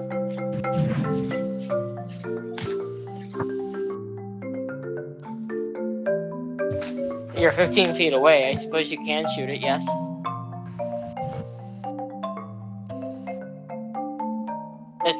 It's a quarter distance, but yes, half distance. Let's go with it. Oh, big! Crit! 4. Oh yeah, using the crossbow. So yeah. Ow! Insta-kill. You pull back the string of your crossbow and let an arrow fly. It hits the deer at top speed and does a critical hit, and the deer just falls with an arrow sticking out of its side. Poor deer.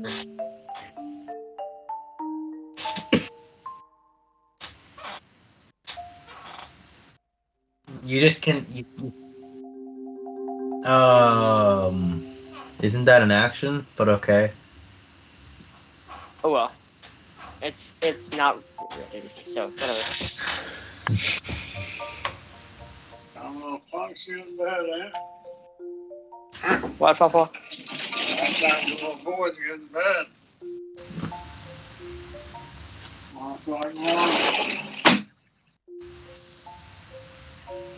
Why you get my pillow on the floor and it all dirty with your face? Huh? I don't know about old man. You ever come here and get my pillow dirty, break my fan, tear my bedroom for? Yeah. And break. You don't want no dessert? What time is it? We got to pick out a pile and got ice cream. Oh. Got 2 kinds of ice cream on. Alright, Randy, can you pause the recording? Start on sheet. Side column. Police Federal Record. Manage broadcast. Checkbox. Start screening. I'm Checkbox. doing a See messages manual window. thing. Transition property. Button. Remove configure. Configure. Configuration. Spin. Alright, 100. can you Transition pause the box. recording? Collapse down. Audio mixer window. Grouping. Sources window. List. Scenes window. Audio mixer window. Mute line slash property. Volume slider for desktop. Properties for desktop. Controls window. Settings button. Exit button. Settings button. Exit button. Audio mixer window. Properties for desktop. Control settings button. Studio mode checkbox not check. Configure. Start virtual. Pause recording. Stop recording. Pause recording. Checkbox not check. Not check. Start pause recording. Checkbox. Stop recording. Checkbox check. Stack row 1 top. Stack 14. Where Artist games. were Artist. we left off?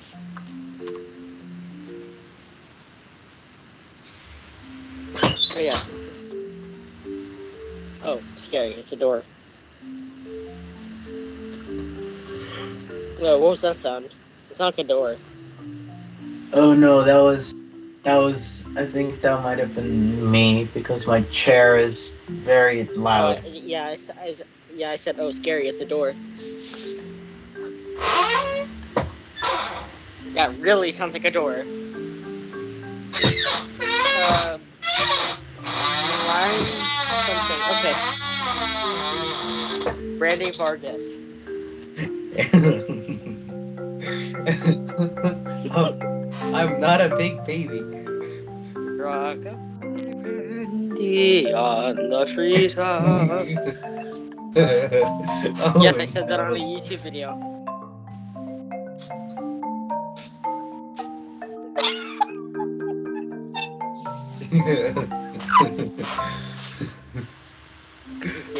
It did indeed.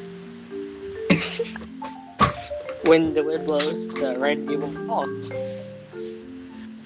I want Entombed full version, but I can't buy it. Go to do some weird things with emailing the dev and having him unlock your account. I emailed him and he never responded. It's not the website. That's not the website. It's like Blind Gamers Supplying Games or something like that. You said what? You emailed the dev and what? If you he didn't respond. Go to Driftwood Entertainment and then go to the developers homepage and then you'll find his website.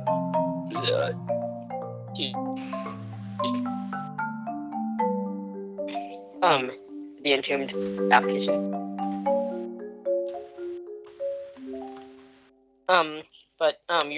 you're unpaused. You have the recording unpaused. So,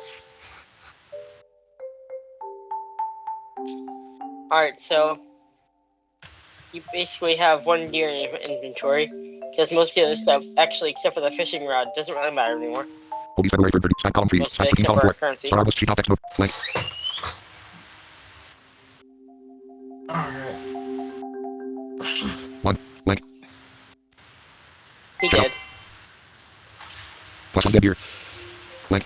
Artist game time chat room. Yeah. If you were interested in this, check out QCast. Accessible. If you were interested. Those were an animal on SCW that never got released. Fun fact there.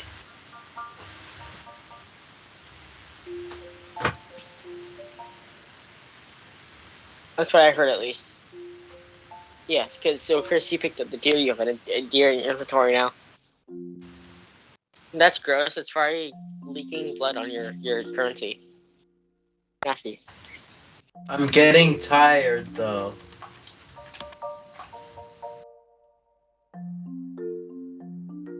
You know what we can do is after Randy takes his turn, or maybe a few more, we can end this D&D session.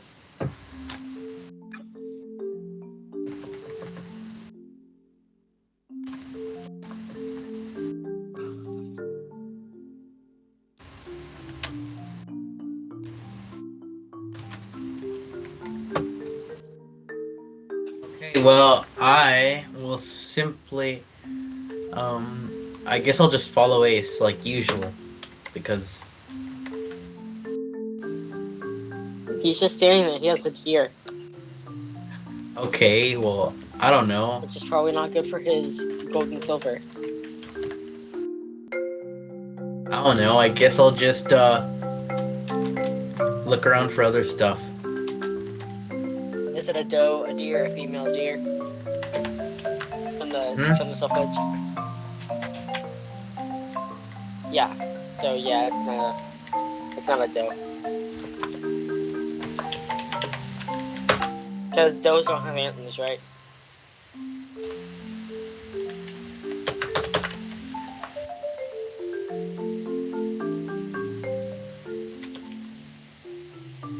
Yeah. Actually, Randy has to do that. There's Randy. Yeah, Randy, go. Just mark roll Oh, that's the wrong dice. Just mark roll D20. 8. One pot. 10. 10. That was investigation or perception? Hello? I said that was investigation or perception. What? What is he investigating? What is he investigating? Oh, yeah. So it was gonna be a 10 or 12 or whatever it was. What was it? Oh, yeah, 10.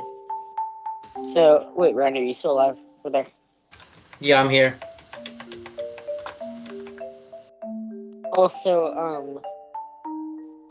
how much damage did the antlers do to you from that bug, Chris? Oh, yeah. Forgot. Anyways. So you rolled perception. Okay, 10. You look around the forest and you see two very, very tall trees up ahead. And they're like right next to each other, and they make a canopy up ahead. And you also see on the ground below that a very large round circle object. Not super huge, but like bigger than a coin. At least like 8 inches across, 7.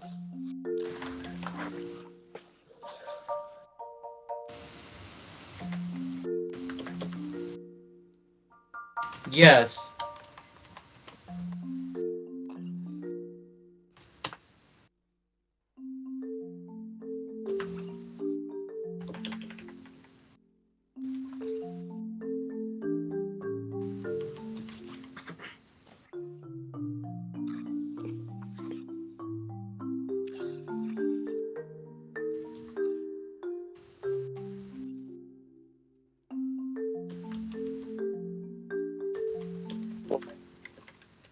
E10, E12, E20. You want me to pass that? 12. Okay, what were you gonna do with your practical though? So you tied the vine to the deer and then crossed the deer to the tree. Or the vine to the tree. But how's that a trap?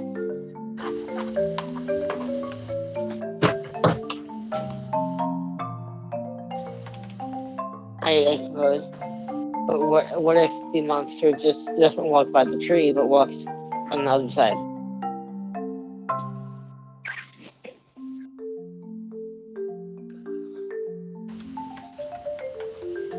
So for like in between the two trees where that weird round circular object is.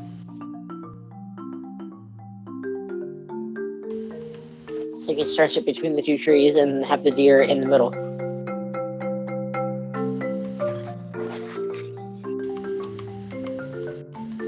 You set the deer on the ground and tie the vine to it, but put it in the middle with a vine over it.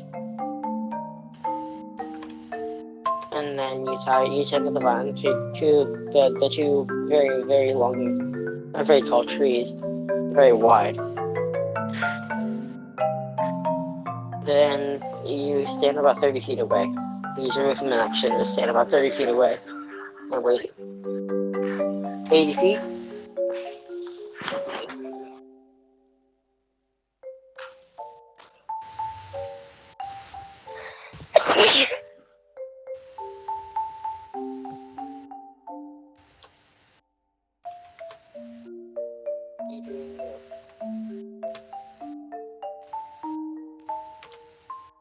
Adrian.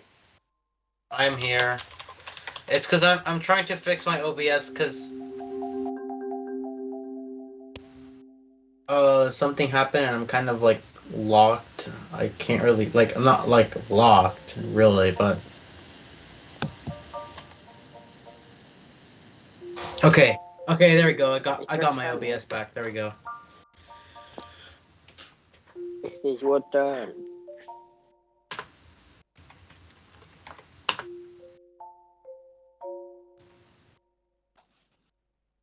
You need to wake up because it's your turn. Alright, what happened? I was trying to fix my OBS. I didn't know what happened last turn. Chris set up a trap using the deer as bait. Oh. By Okay. putting the deer in the middle of the vine and then tying the vine to two trees and standing back. Okay. Sure. Two ways Let's to try. the monster. But that'll Let's try alert the to. monster to your location. Yeah.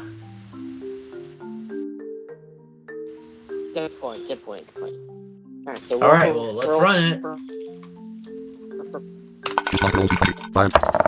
Okay, that's 9. Actually, isn't that 10 technically? Because You remember You're not in a battle. Oh yeah, true. So you play a not so great tune on your violin. It's less than optimal. It mainly sounds like screeching, but you can get some notes.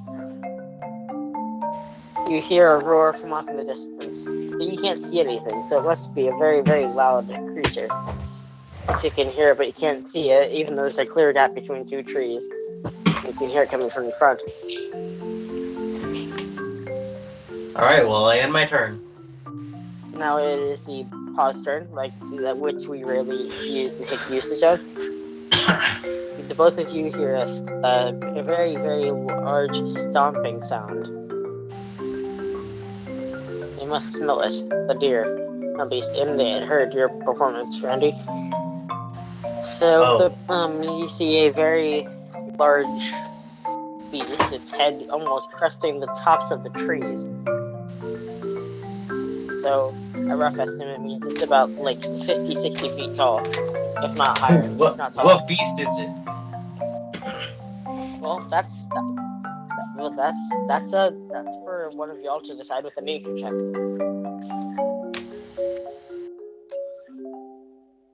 Alright, so armor count Logan Strickland rolls is... D10. Oh, no, not that. Logan Strickland rolls D20. Is 13 armor. armor. And its health check. Logan Strickland rolls D20. 20. Oh, 20 HP. Oh. Actually, change. Because it's a very large creature, so Logan Strickland rolls yes. D20. 5 and 16. Huh, that's still nothing. Alright, well, let's see what beast this is.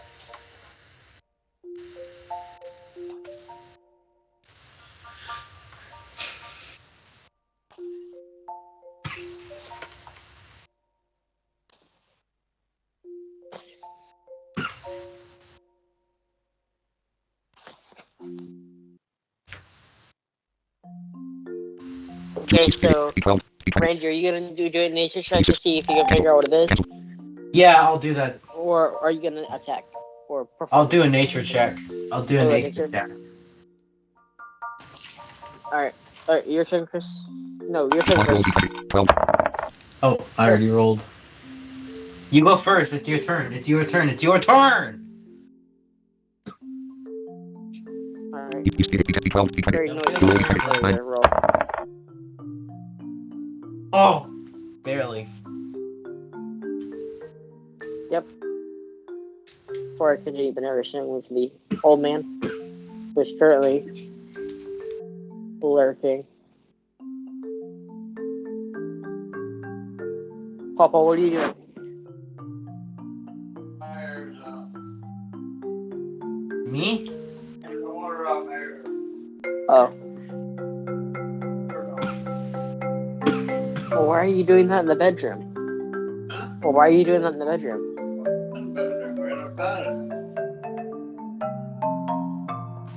Now you could go to your own bedroom. Well, my dad's sleeping in it. Huh? I don't think so. You know. Any? Huh? Isn't he? Well, heck no. Oh, he's at Sonny's again? Yeah, of course. Can't leave my home. Just saying, you don't have to, but I don't mind you being in there, but He's talking to his grandpa. Wait, be by yourself. child. Alright, see ya, Papa.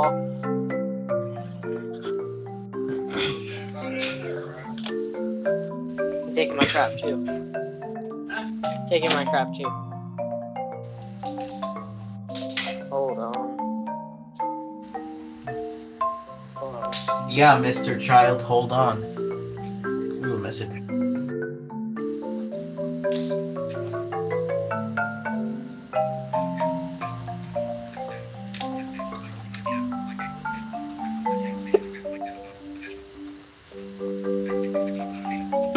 And there's no one in my dad's room.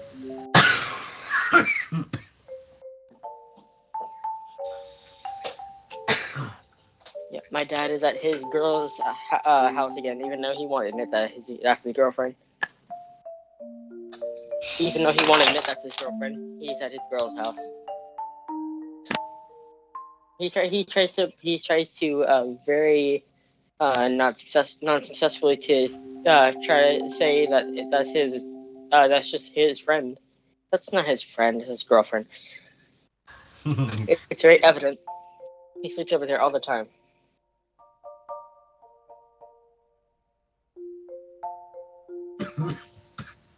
Okay. You try to calm down the beast using mainly your words and your movements. Like a snake charmer. And then eventually, after much coaxing, it takes a while, eventually calm it down to tolerable levels of not angry, but still agitated, slightly.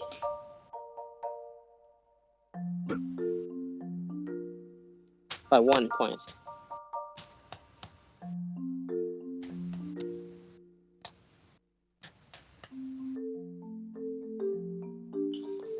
Alright, so I'll run a nature check to see what this beast is.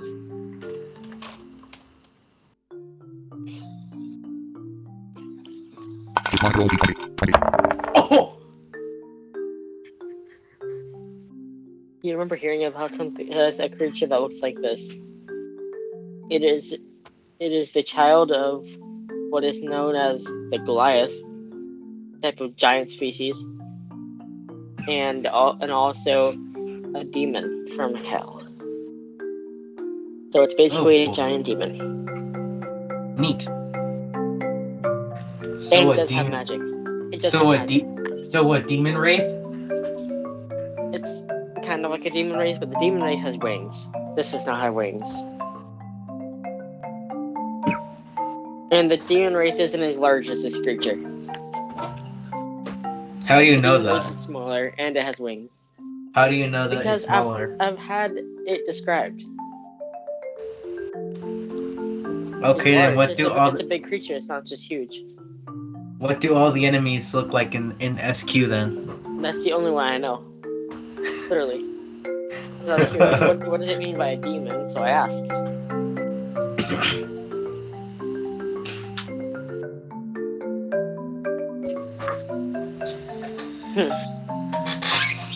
What?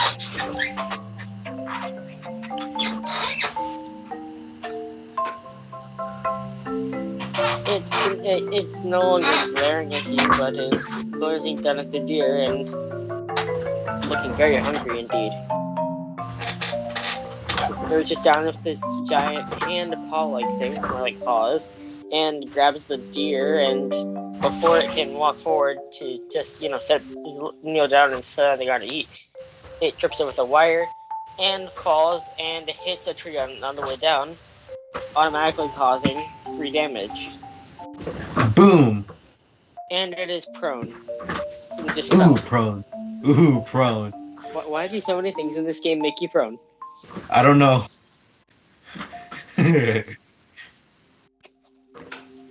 Advantage? Choose the 6, 8, 12, 20, 26, You want to use what weapon? Your constitution weapon or your strength weapon? Oh, your wisdom weapon too. plus D20. Below D20. 4 and 6. You didn't break through. What? Want to learn about technology for the blind? Access to less for virus, some piano tutorials, and more. Check out the Tech Piano Player on YouTube. https://youtube.com/thetechpianoplayer. You can also follow the Tech Piano Player. You can join https. If you're interested in this advertising, press Control+. First thing in the morning. I know. So we'll probably be back about 9. You're probably supposed to be sleeping. Alright, goodbye. But your dad's gonna come down here.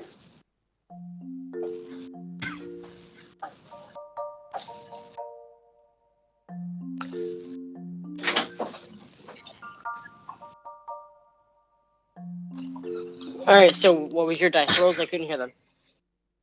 He rolled a 4 and a 6.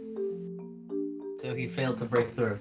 You tried to pull back on your crossbow, but like that old stupid crossbow back when you fought the sorcerer, the string is somehow jammed.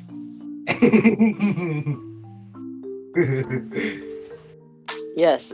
Maybe you got caught on something. I try to charm the demon with my heavenly tunes.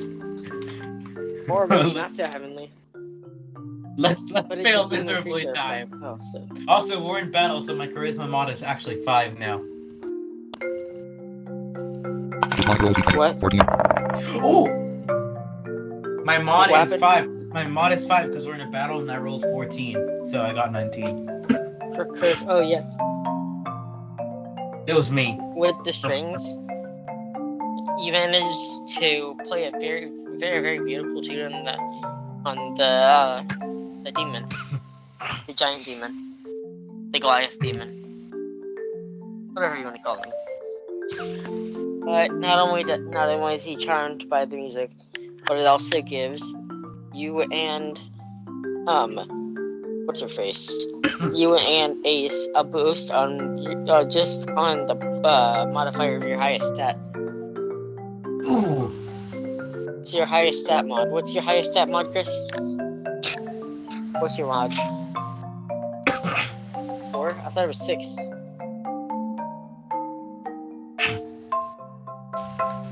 Okay, so now it's 7 for battle. This is only for one battle. So up And my battle charisma, my charisma is the highest one with 5, and now it's 6. So now it's 6. Okay, so now your performances will be better. And your attacks with your violin will be better as well. Because you can attack it by hitting the monster with it. Alright, it's the demon's turn. Uh-huh. And keep in mind your stat boost. So, Chris, you have 7 dexterity. So even if you get a 1 on damage, you still do 8 damage. Oh my god, that is some scary damage. And if you do like 8 damage, you do 15 damage. This thing does have 18 health currently, so that'd be pretty much killing it instantly. Almost. So the demon, it'll go after Ace. Logan Strickland rolls D20. 5. Nope, can't break the armor. He tries to use its big, scary claws to slash through that metal suit of armor, but it only makes contact and makes a loud clanging sound, which again makes a cool sound as it reverberates off the trees and some weird round the weird round object you forgot to examine earlier.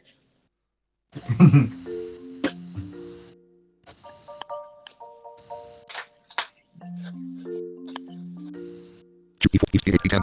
D12. You still do actually wait. No, I forgot to say he climbed to his feet. Shoot. D20. But yeah, you don't have advantage because remember he didn't have advantage. So yeah, I should have said that before. Oops. My fault. Nope, can't break through. You try to use your bow, but when it hits the creature, it just simply bounces off, and the part that it ricochets and the part that goes into the crossbow, the part that hits the string, like that fits onto the string, it comes back and hits you. But luckily you grab it in time and fit it right back into your crossbow. Yay! And you don't take any damage from that arrow of the opposite end of the pointy end to like the normal end that goes onto the string. You don't get any damage from that hitting you.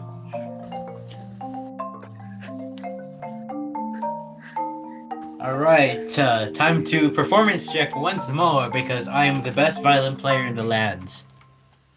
Also, I forget what charm it does. I think it has a chance of attacking itself. Confusion, kind of. So, confusion? Pretty much. But it hasn't done that yet. Just rolls D20. 18. Oh! Critical 20! No, you're not attacking. Well, yeah, it's still 20. It's perfect 20. Well, actually, I got 18 and then my charisma kicks in, so it's... No, charisma is on your attack. Oh! Not the 18. So you do manage to break through the armor of the creature. And roll for damage. Bard. Yeah, I was. Oh, I thought you were doing... Okay. That makes more sense. Yeah, 20. Then yeah, 20, yeah. You play another beautiful tune on your violin, and the creature just stays there on the ground still. It's charmed, but now it's incapacitated. It's just caught off guard and not aware of what it's supposed to be doing. And its armor class has been reduced by 1 again. Yeah. By 1. At least it's 11 now. It's letting its guard down more and more. Wait!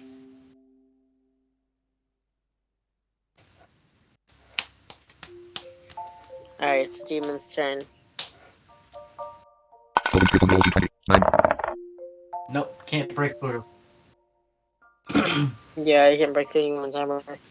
It tries to, pay attention and lift its claw to hit something, but then it just drops it and gives up. And when it drops it, because it's not paying attention, it accidentally hits itself in the leg with a claw. Oh. And it does 1 damage to itself by accident. Because none of y'all have hit him yet. D10. D12. D20. Roll D20. 3. You can't break through. But you have advantage. Oh. Because he's incapacitated. Roll D20. What is Break it? through. 11. He 11? rolled 11. Shoot D6 D8. Okay. Roll D8. 8. So with your crossbow, Eight. you would. What?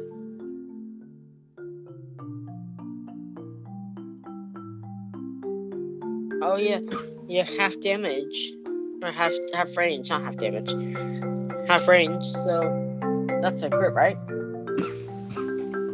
Crit for 30.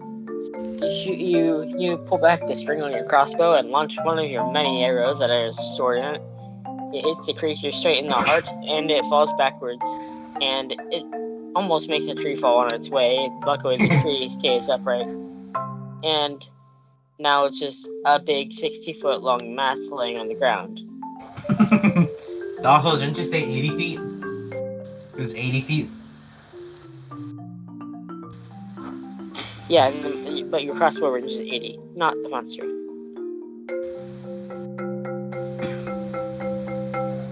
Because more. Hooray! Because Chris is powerful like that. Yeah, and I'm the best violin player in the lands. Just look at those violin playing skills. You were helpful. You did decrease the armor, and you did make Chris have advantage.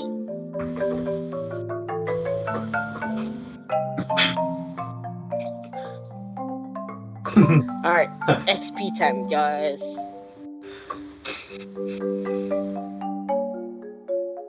Logan Strickland rolls D20. 16. Actually, scratch that. Scratch that. Logan Strickland rolls D20. Friend 8.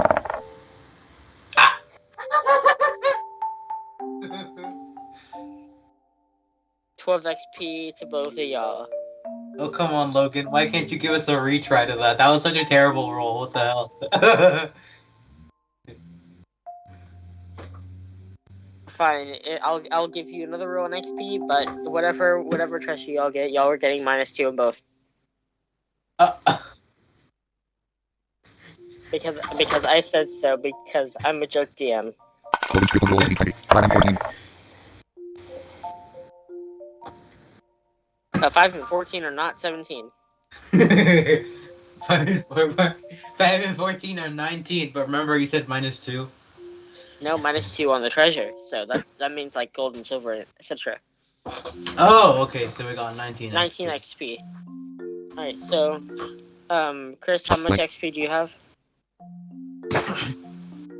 You do? Oh yeah. 16. And Randy has 35. Yeah.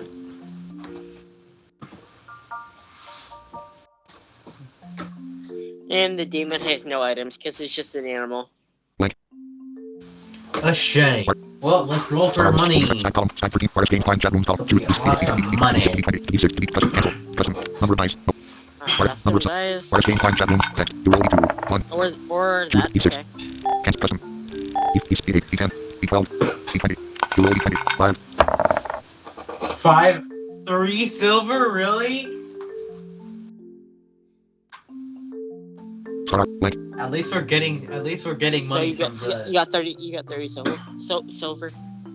3 silver. 3 silver because of the -2 thing you said, so.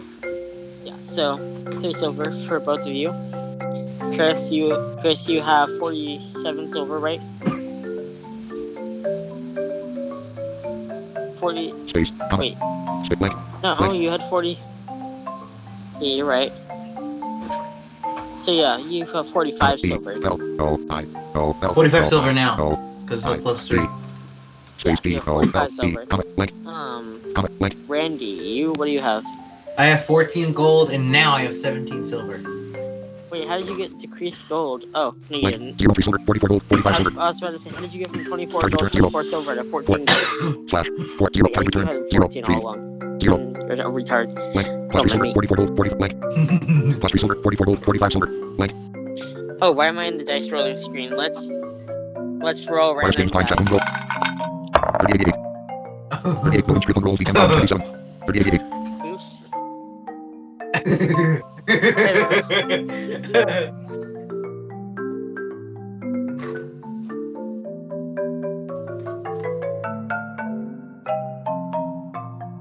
It was the boss. I guess y'all just didn't level from it, bro. How about because I'm I was about to say, how about XP from completing the quest? Okay, so who killed the creature? Oh, Chris. Chris Ace. killed it. Shoot. I distracted so- it. Adrian the bar distracted it a lot. And Ace, the Arbalest, destroyed it with one hit from a crossbow. After it fell over a tripwire and hit itself with its own claw. That's one really stupid monster. Yeah. No. Zero It wasn't. wisdom. Yeah, I agree. Anyways, what are we doing? So, Randy, not you, Randy. Hmm. But we need to go back. But we need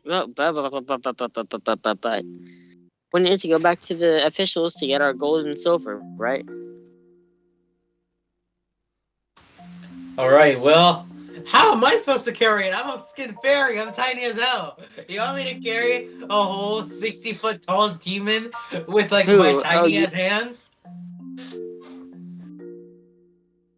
How about You want me?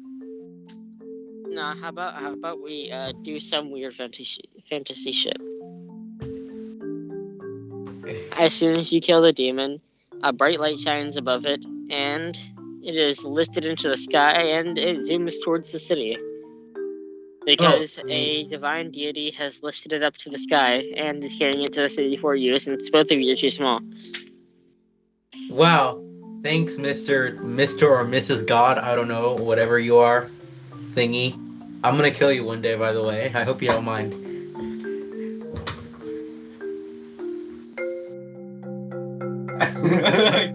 just lightning bolt. A lightning bolt for damage. And what's funny is the demon didn't even get to use his magic. Yeah, true. It was gonna have shadow spells. And it had, in my mind, it had an ability to summon a small demon, like child thing. What the hell? Like a smaller version of itself, basically.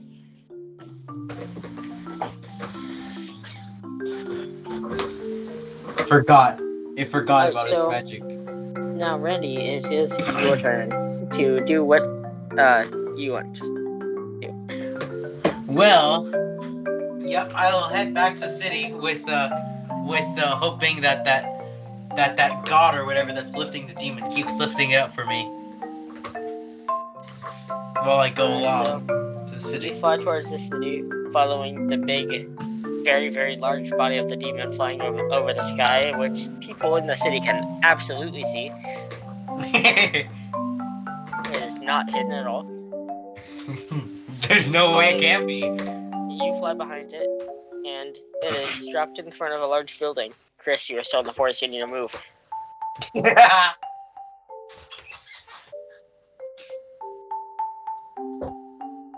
Eventually. I love how you just give empty threats and you never act on them. I feel like the dynamic between these two is like Adrian is like he's like the guy that tries helping.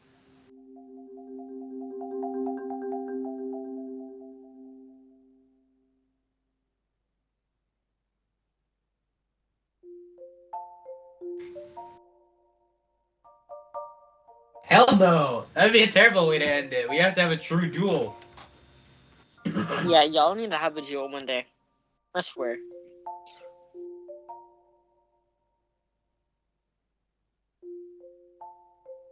Alright, so Chris, it is your turn. Ace, it is your turn.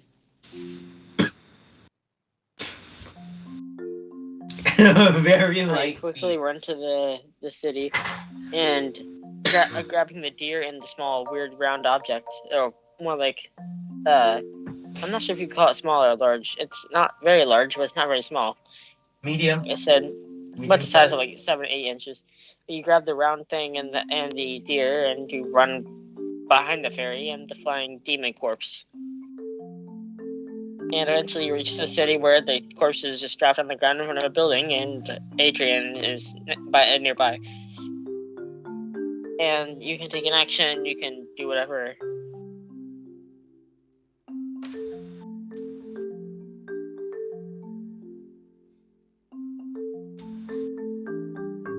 No. Go ahead.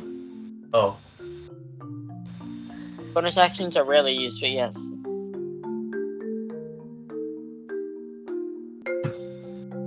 Why not 69 arrows? I wish I Why could. 69? Because I wish I could battle the god that's lifting the demon corpse as like a It's simulation a bright thing. light. Then why not attack the bright light and see what happens when I attack it? I mean, you could, but Chris needs to make his action if he wants to.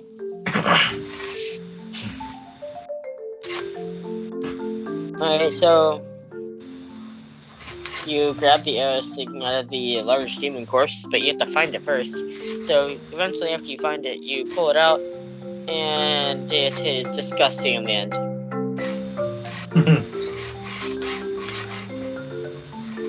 So now, Adrian. As an experimental thing, I tried to attack that bright light that was carrying the demon Using corpse. the violin. Yes, using the violin. And I'm already giving it an HP value, but I'm not giving it an armor value, except for what's a dice. I'm just saying it has 399 HP, not 400, 399. And armor? Armor. 12 armor. Alright, you use the violin, right? Yeah, So I'm roll for using armor, the roll violin, for I'm damage. attacking. 14. For hit. Ooh, broke through. I roll a d6 because I'm a bard, right? Mm-hmm. Alright, 6 plus my, I think it's 5 mod because I'm in battle. Mm-hmm. 11 damage, right? 11 damage. You use your violin. You use your violin to whack the not invisible, but the light hanging in the sky above the corpse, and it explodes. What the hell?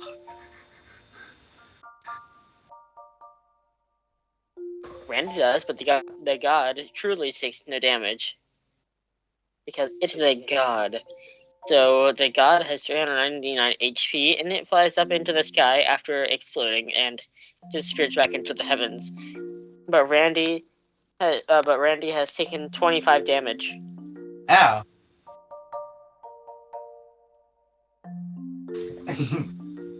No, he's unconscious. By the way, I regret nothing. I will attack the fucker again.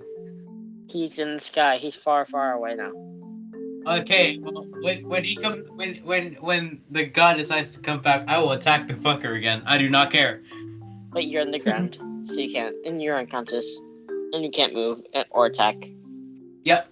But You're going to die. Adrian regrets nothing. He will attack the fucker again. So, Chris, you can do something, and then when you get to your turn, Randy, you're gonna have to start doing death saving throws.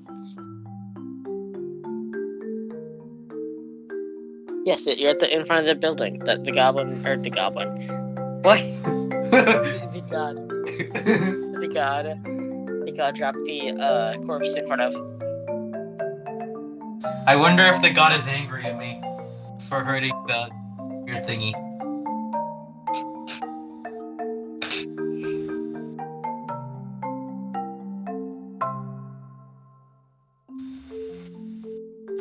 Actually, if you want to get him healed, then what might be better is a medicine check. That's wisdom, man. No, you failed miserably. You search around, and there doesn't seem to be much except for a healing facility way, way far away in the city. But you can still see it because it's a clear day.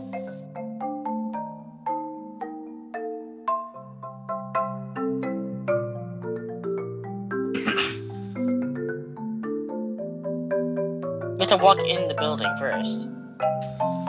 Because the government officials building, and you have to like prove that you brought the corpse. So I don't know, walk in there, tell them that you brought it, and then walk out and show them that your friend, not friend, needs help because he's unconscious. And while you're doing that, he'll be doing death saving throws, right, Randy? Yes. Also, will you tell the people that I attacked a literal god? And paid the price. I don't care. I will attack him again. You can't.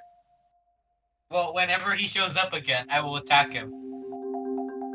What'd you say, Chris? I couldn't hear you over Randy. Alright, so you walk into the building and tell the person sitting at the front desk, not front desk, but front stone desk thing, because it's medieval. It's a building, but there's a big stone counter / desk. It's not modern times. I need to correct my words. And you tell the person behind the desk that you've completed the quest that was assigned on the notice board, but the demon will use the monster, and then you tell them that's a demon. You say the monster is too big to bring inside, and your friend's also unconscious outside because he attacked a literal god. I wonder if they'll get angry at me for attacking the divine. 1 o'clock a.m. So the receptionist asks, "How did he attack a god?" Well, never mind. Whacking it with a violin. I'm not going to ask that question. I'm just going to tell my I'm just going to tell my boss over here, who's like behind this office door, that you've completed the quest. Alright, hey, John. Hey, these adventurers that completed the quest. It's time for you to get the reward. John comes out with a big bag of gold and silver, and he said, "How many completed?" And you say, 2. He says 2. Okay, 40 gold, 40 silver. Where's the other one? Where's the other partner?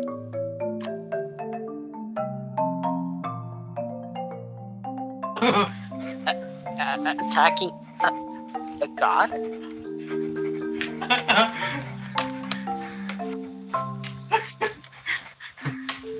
Very charismatic.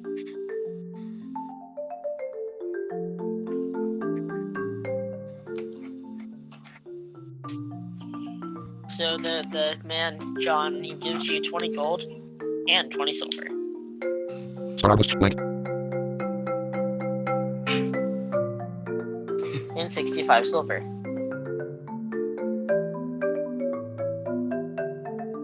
$64 gold, 65 silver. Blank. For real. And then this is the end of your turn. He says, "Alright, let's go outside and meet your friend who you say is unconscious after attacking a god." Randy, death saving throw time. How do these work? D20. If it's above 10, it's a success. If it's below 10, it's a failure. Oh god. 3 successes mean you stabilize, which means you'll be resting at 0 HP, but you're conscious again. 3 failures means you are dead. Actually, dead. Boom! Barely. Do I go again, or? Success. Do I go again, or? No. It's Chris' turn.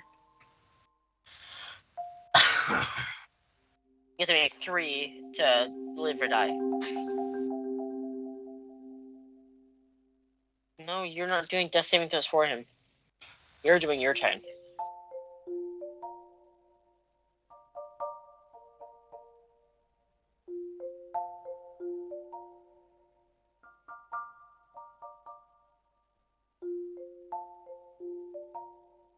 Well, he had not yet determines until he gets the gold and the silver, and after that, then we'll determine XP.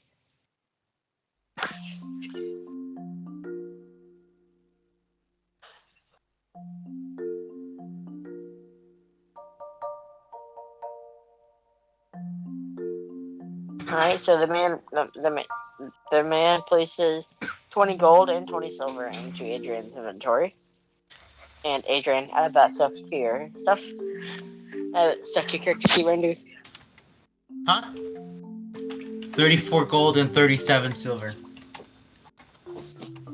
Yes, indeed.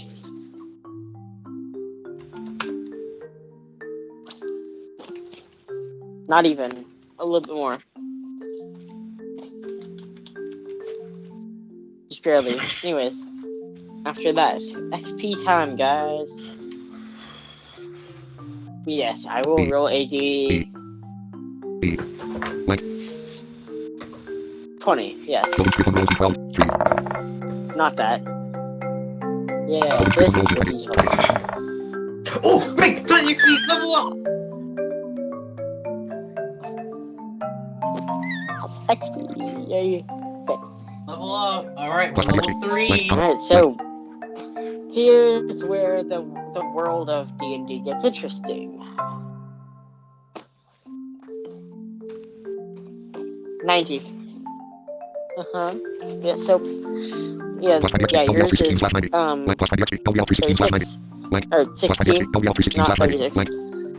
Yours is 16, Randy, yours is 15. Yep. Out of 90. So Chris and Randy both have to choose archetypes. Archetypes? What? Yep, you both have to choose an archetype. What? What do you mean by that?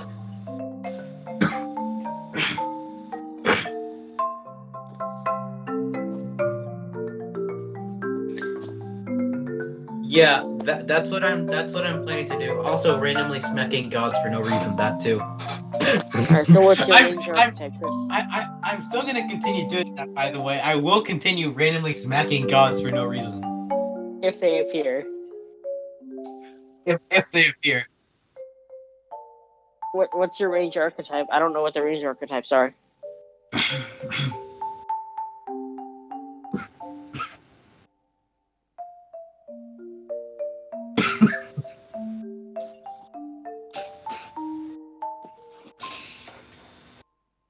Okay, so we're going with that other archetype, the one that allows you to use like your bows and stuff. I don't know what they. I'm pretty sure they have stat boosts, but I don't know what they are. Oh, speaking of stat boosts, each of you have a point to put into a stat. I'll put mine into charisma. But Randy, if you do that, you have 19, so it technically doesn't increase a modifier. But Constitution or whatever, if you have a stat that's an odd number, I recommend putting it. Oh, okay. Well, then I'll just place it on Constitution, homie. What's your Constitution number? Class, harvest, speech, name, Yeah, LVL1, I'll place 14 mod, 18 mod, it on 4, Constitution 1, because my England mod 0, Constitution has Mr. Team mod 1, 17. Dragon mod So, 0. but 18. That Alright, should be a mod of 4. My Constitution is a mod of 4. It affects your overall hardiness, let's say. So, like, actually, we've been using health wrong all the time, but we can start using it right now. You get an extra bonus for Constitution. It's like endurance in Boss Island. So it helps you in increasing health. It helps you resist poison in D&D at least.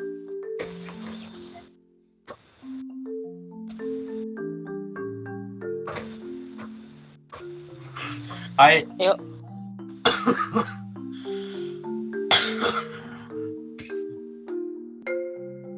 Wait, why 13? And not 13? Why not 13 and 14? Why 14 and not 13? Space, blank. But you're a fairy, Blank. that's frick. No, that's me. I'm a fairy. Idiot. You're a furry. No, you're Fairy. a furry.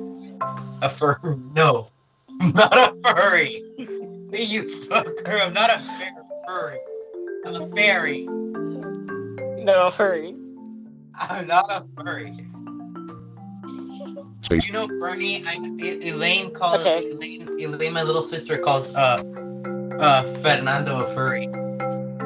He probably is a furry.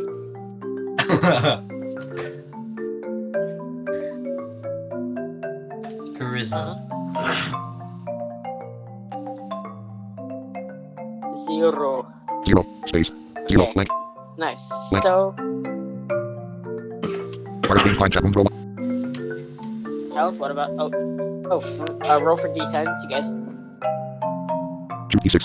We're adding Can't custom. Constitution modifiers. So Number of dice. No more than 20. I Please. don't Dialogue. remember what yours is, Chris, but Randy 8. Number of sides. Or No more than minus 4. Ten. Minus 4. Artist game time chat room. Text. Dual You guys 10. get plus 2 5. health. No. Wait, what? Why'd you roll 2? Oh yeah, duh. I'm a retard. Ignore me. Oh yeah, so you get 8 more health. 9 and 5? 18 HP? No. 18.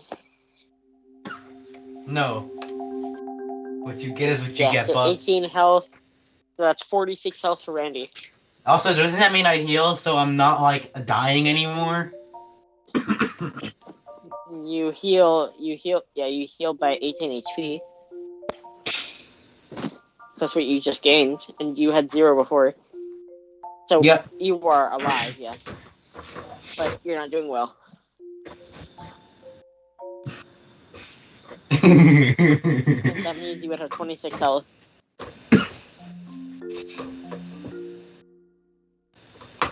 Even a coral crab could kill you.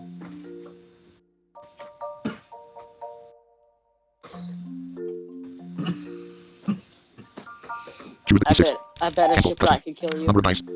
Artist game time. Artist game time chat room. Text. Dual 10. 7 and 2.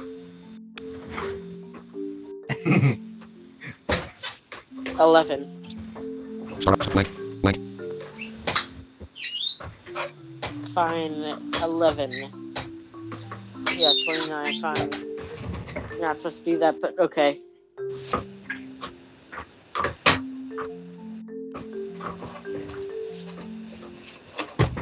Alright, so 27 HP for you, Chris. 46 HP for Randi. Randi? I used to call myself that.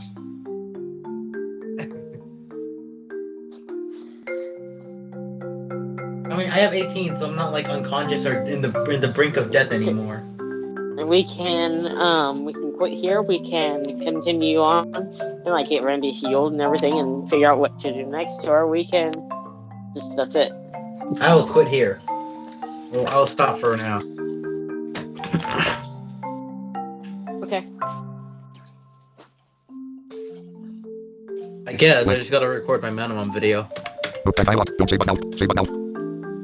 Alright, well, I'm February leaving 3rd. this playroom. Artist game time chat room. Roll 1 top.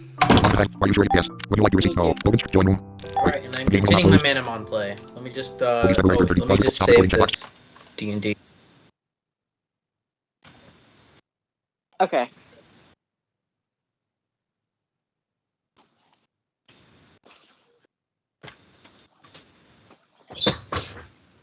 Alright, you can Yes, check Logan D&D Strickland. is I think fun if- he goes by Logan Strickland.